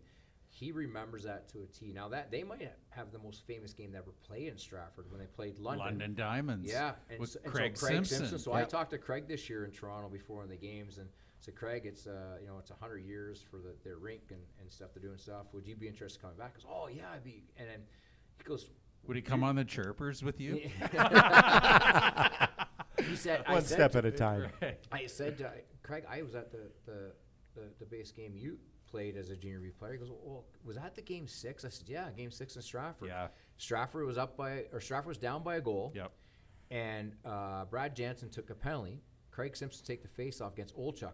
It was 10 or 12 seconds left. Olchuk wins a draw to Dave Simpson. No, Mark LeVar. LeVar. He scores a tie up. Stratford wins overtime, goes in game 7 and wins in game 7. Wow. So, Right. Wow. And the that- stuff you remember. yeah, Yeah. and that's Yeah, when, yeah. like, honest, whether it be a kid or not, is like parking was Oh, you crazy. couldn't park. And, It was I went with my uncle Dave, and he took me, and then I went sitting in the rafter, but I was up in a rafter, kind of like the They had the Yeah. old signs. yeah. So Yes. you're standing on top of that watching. Yeah. Yeah. It was standing room. That's where it only. was. Yeah. Yeah. And that wasn't even the finals. No. Yeah. That was like the semifinals. They went Yeah. on and played Henry Carr. Yeah. That was in Yep. They were 82. beat Yeah. up. Yeah. They were so beat Yeah. up. that- Everybody's standing on the back of the seats Yeah. because they had those old advertising signs, Yeah, right? yeah. You'd be holding onto the I think they rafter there. lost like 4-1 or Yeah. something like that to Henry Carr. But it was because they were so beat up after the London Yeah, series yeah. that But that's a famous game. Unreal. And you look at the players like Olchuk went on to 1,200 games. Yeah. Stanley Cup. Craig Simpson went on to 1,000 Yeah. games in Yeah. the Stanley Cup. Stanley it's Cup crazy. champion, Yeah. 50 Crazy. goal scorer in the Yeah. NHL. It's Yeah. amazing when you sit back and you're watching games that you think, oh, these are young players, and then you go back and, holy shit, Yeah, we just so- watched Right. Dynasty. Yeah. Like Yes. it's Right. it's Yeah. not just the players that have played here; it's the players that have come through here. Yeah. Recently, Brandon Montour played many Yeah, a games yeah. for like Brantford Les, here in town, right? Marty Turco played in Cambridge. I never knew that. Yeah. Cambridge Yeah. Winterhawks. Yeah, so Marty, before he I- went to Michigan yeah, State. I was talking to Marty. He goes, "Oh, I love playing in Stratford." I said, "Well, where did you play?" He goes, "Cambridge." I go, "Why did you play in Cambridge?" Like, His, now I get it now, but like at then, NCAA. like, yeah, but yeah. Yeah. I remember Cambridge meeting him. Winterhawks. yeah, and he goes, "Because I wasn't good enough playing Stratford." And Crazy. that's because kids like they develop differently, right? Well, you used So to see him he- come to town when Stratford were the powerhouses. You would see Listowel come to town. You'd see Elmire come to town. Those organizations weren't developed. Yeah. You knew they were going to get a whipping at 7:30 on a Saturday or a Friday night in Stratford, right? And then you had to find the guys that were because Stratford always had really good teams, Yeah. obviously. Yes. But there were some pretty good players that played in the other teams because Yeah. Oh, yeah. they wanted to play against Stratford. Terry McCutcheon. Yeah, yeah. Like, there was Oh some God, he good taught me in high Kutch, yeah. school. Yeah. Kutch, Coach Kutch. Oh Yeah. my Yeah. gosh, Yeah. what a Like, guy! There were Yeah. some great players, but yeah, no, you're right. Like, and I'll be honest with you, like, just we were one of the only junior teams riding a coach bus. You know, like having leather coats, blazers. Probably walking- and all joking aside, probably a sponsored puck. Yeah. You know what I mean? Yeah, Well, absolutely. well, that we had- wasn't the norm. no. We no one got paid. We had $20 in our stall. That's why the best players came here because they got billeted, they got Yep. paid, Yep. and then they were guaranteed a scholarship zipping Yeah. out of here. So like Well, and like It was Razor the hockey saying, hotbed for yes, scholarships. this like when we Number talk, one. when we talk about like a hockey bay or you know a hockey town. Yep. This was by far the biggest hockey town Yes. in southwestern Ontario. By far none. Yes. Yep. yeah, you're playing in front of 2,000 people a Yeah. night in in January. And then in Yes. playoffs, it was 25 to 3,000. Yep. Yes. Right. Yep. Yes. Junior B hockey. We Yeah. were, we And were so so what- spoiled in this town. Yeah. As kids and as We players. were right? spoiled though, but it was the culture. Yeah. It was the culture that the Culletons provided. It was growing up and understanding. You go down to this amazing arena when you're 10 years old, and you said it before in interviews, Tim. Just over the years, when you grew up in Stratford, you didn't want to make the NHL. You wanted to make the Culletons. Yeah, that Right? was your priority. Those yeah. are the things. Yeah. Yeah. Like you said, you had a chance with Clarkie today. He showed you around the rink, and So it was. I went to get the coat for tonight, and Clarkie, I come in. He goes, "Have you seen in here?" I go, "To be honest, I was cut in the office, but I haven't seen past that." So we went in and just showed, and I said, "Clarkie, this is incredible. Like it's a special place." He goes, "We don't want," and I use this as a light quote, but what I gathered from it, we don't want any reason for a player not to want to come here. Yeah. You've got the best room in the league. You got a gym. You've got a social area where they can, do their video games and stuff like that. It's the newer generation of hockey players. Yeah. But the thing that I really like was the coziness of the dressing room, because through the course of a year in junior B, you're going to have a few little things. Well, you're going to be able to talk about it. Well, I think too the history is the biggest thing for Yeah. me. Huge. Right? Yes. That's where kids. And now I don't know how they take that, but history is huge. I think within the game, in any game, it's within family. It's within a sports world. If you have history, because lots of teams are starting out the Tampa Bay's and all of them. Like, how do you create history? Yeah. You got to win. You got to create something, right? Right. Your first Stanley Cup's history, and then you Right. start growing. Now you talk about 3 Stanley Cups. Where did Stratford with the history? Like Rod Billhart's Oh my God. getting like Yes. the Defenseman. yeah, the Ken Chisholms, the Dave Randersons, Yes. the Quincy Wilkers, the Paul Bartons. Yeah. I'm missing Yeah. some Stratford guys that were icons. Yeah. That's history, Yep. right? And then you add guys that came here and played, went on to the NHL and college and junior. That's history. Yeah. And you got to think that these kids appreciate And that. and you remember, Absolutely. I remember just growing up, and when I grew up, I knew every player. Yep. It was the Jeff St. Sirs, it was the Yeah. Warren Bullocks, it was the Jeff Hausers, it was the Nelson Emerson. I remember my dad, when he was driving bus, he was good friends with Bud Graper, and he gave Bud Graper a program to get some of the players to sign. he brought it back. It was completely signed. Nellie Emerson, Dave Walker, William Bullock, all that 86 team. And it's just like when you're 10 years old, that's the jackpot, for you know. And it was truly a special thing, you know. Yeah. So It's a special place. It's a special team. I don't think we realize how lucky we are to have that team here, Yeah. right? Yeah. Like For sure. Again, I've gone on to but I still would get chills like coming back and playing at the Stratford Almond, the alumni game. Yeah. in 94. Right. And we had one in 2010. We had another one in, was it 2000? Was it you that coordinated that, Tim, with the Tampa Bay team? Yes. Yeah. Yeah. Yeah, because I did go to that game. Yeah. Gilly came up, Gilmore That and was- all those guys. Yeah. I was working that night, and in comes walking the back door, Freddie Modine, Yeah. Peter Klima. He was Yeah, an yeah, interesting yeah. character. What a beauty. Yeah, it Wendell was, Clark- it was awesome. Wendell Clark takes the skates off and comes and stands up he goes, I just want to see what the rink looked like from up here. Yeah, that's Gilmore, NHL that players. was with hometown Yeah, hockey. hometown hockey. Yeah. Yeah, hockey. and I'll be honest with you, I'm like you, heavily into fantasy football, and so I don't watch too many Sunday nights when they used to have hometown hockey, and so in comes walking this gorgeous brunette with her friend, and Tara Sloan. I have no idea Yeah. it's Tara Sloan. Tara Sloan, yeah. And so then I'm talking to her, and because she had, the Hockey Day in Canada apparel on, and I introduced her, and I said, if you need anything, just let me know. I didn't know if she was like PR or who she was, and it was one of my students. Yep. I said, do you know who that is? And I said, I have no idea. Yeah. And he goes, that's Tara Sloan. She- and like- I still didn't know. Yeah, She she went come on up to- during the game and talk to everybody. Yeah, she went going back to Bentley's. We went back to Bentley's. and Yes. she sang back there. She's really good. Well, you texted me. Joy so drop. it was That was it her was band. it was Yeah. I'll never forget. It was December 11th when they were here that weekend, and I got home, and you texted me like at about 12 o'clock because I got done work. I go home. I'm taking my gear off down in the laundry room, and my phone, lights up, and it's you. And you're like, hey, Razor, what are you doing? And I said, well, I'm going to bed. Why? What are you doing? And you're like, come on down. We're all at Bentley's. And so then I go down there. Yeah. McLean Ron and was Tara there, yeah, Sloan. yeah, And yeah. like That was she great. was singing with Yeah. Strings and Chuck. Trap. I saw Andrew Chuck at Bentley's that night. I don't know him at all, but to see him there at Bentley's, he's just a big guy. Yeah, like he's he's a a big big dude. man. He is. Good Lord. Yeah. Was it hometown hockey or Hockey Day in Canada when Walter was here? Gretzky? Gretzky? Walter Gretzky. Not too sure. It might have been. That was hometown hockey. Hometown hockey. Yeah, Because he sat up there and signed every single Yeah. Such a autograph. gentleman. Saw every kid. The nicest guy. Such a Nice, gentleman. nice. Yeah. God rest his Very- soul. He was, Yeah. we were down in Brantford there last year for the playoffs, and they still have the parking spot outside for him and everything. And it's the That's very Gretzky cool. statue and him Yeah. and his. Unreal. Just an Parents, absolute it's great. gentleman. Yeah. Yeah. So. Well, Gentlemen. I think we're getting to the end of season 2, the premiere. Yes. Yeah. So. opening show. Yeah, and Tim, it was great having you back again. Well, thanks for having me. Hopefully we can do it again because there's obviously a lot more we can still talk about. And Well, I hope there's Yeah. a lot more. I hope in the spring we have playoffs to talk maybe, about. maybe Well, a let us nice know- Stanley Cup run. You can come back Yes. after. And When's the book coming out? Well, I think next year in December. So Okay. I'll keep you posted. Okay, Would have been yeah. out yet. Well, let us I- know when I'd you're like to have- available. I'd like to have Steve Roth come on here because Yes. he's Yeah. very good, articulate, and he knows what he's talking about.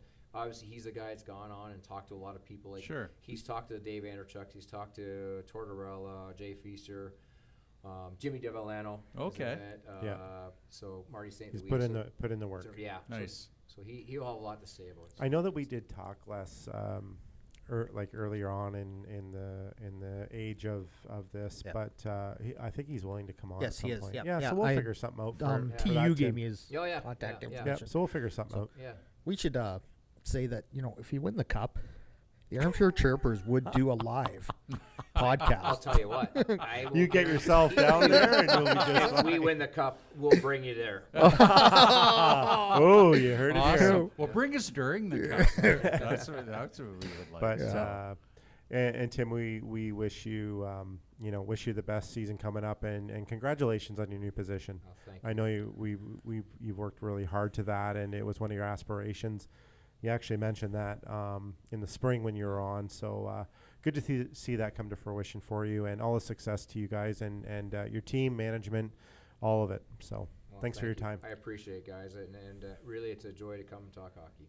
Yeah. Next time, if you want to bring Awesome. some friends, we're Yeah. we're open and to you know anything. what? And not so much hockey, but the talk's passionately about this city and Yeah. what the game has meant to the people here in Stratford. Yeah, Yeah, it's incredible. couldn't agree more. Awesome. All right. Thanks well, for we'll do this. this again. Yep. Until next time. Remember, it's okay to not be okay. Just start the conversation. Absolutely. Thank you for that, Les. Awesome. And thank you to all of our sponsors who we mentioned tonight. We will revisit all of you next episode, and we'll be back next Monday night. Mr. Clarkey, Director of Hockey Operations from the Stratford Warriors, will be joining us for a pre-season. He should be well rested. He's on holidays this week. So He was just going off fishing, I Yep. believe, tomorrow morning. Yep. Guys, thanks everyone for listening. Thank you for everyone. Sorry we didn't get to your comments, guys. What do we got? Chess, Shanker. Shanker, Founts, Shazi. Shazi. Listen, we're going to get the hang of this yet, and we're going to get back to you during the podcast. But thanks everyone for listening. Thanks, Dylan and Cameron, for the background stuff, too. Yeah. Couldn't do it without you guys. You guys are awesome. All right. Ciao. Ciao. Cheers.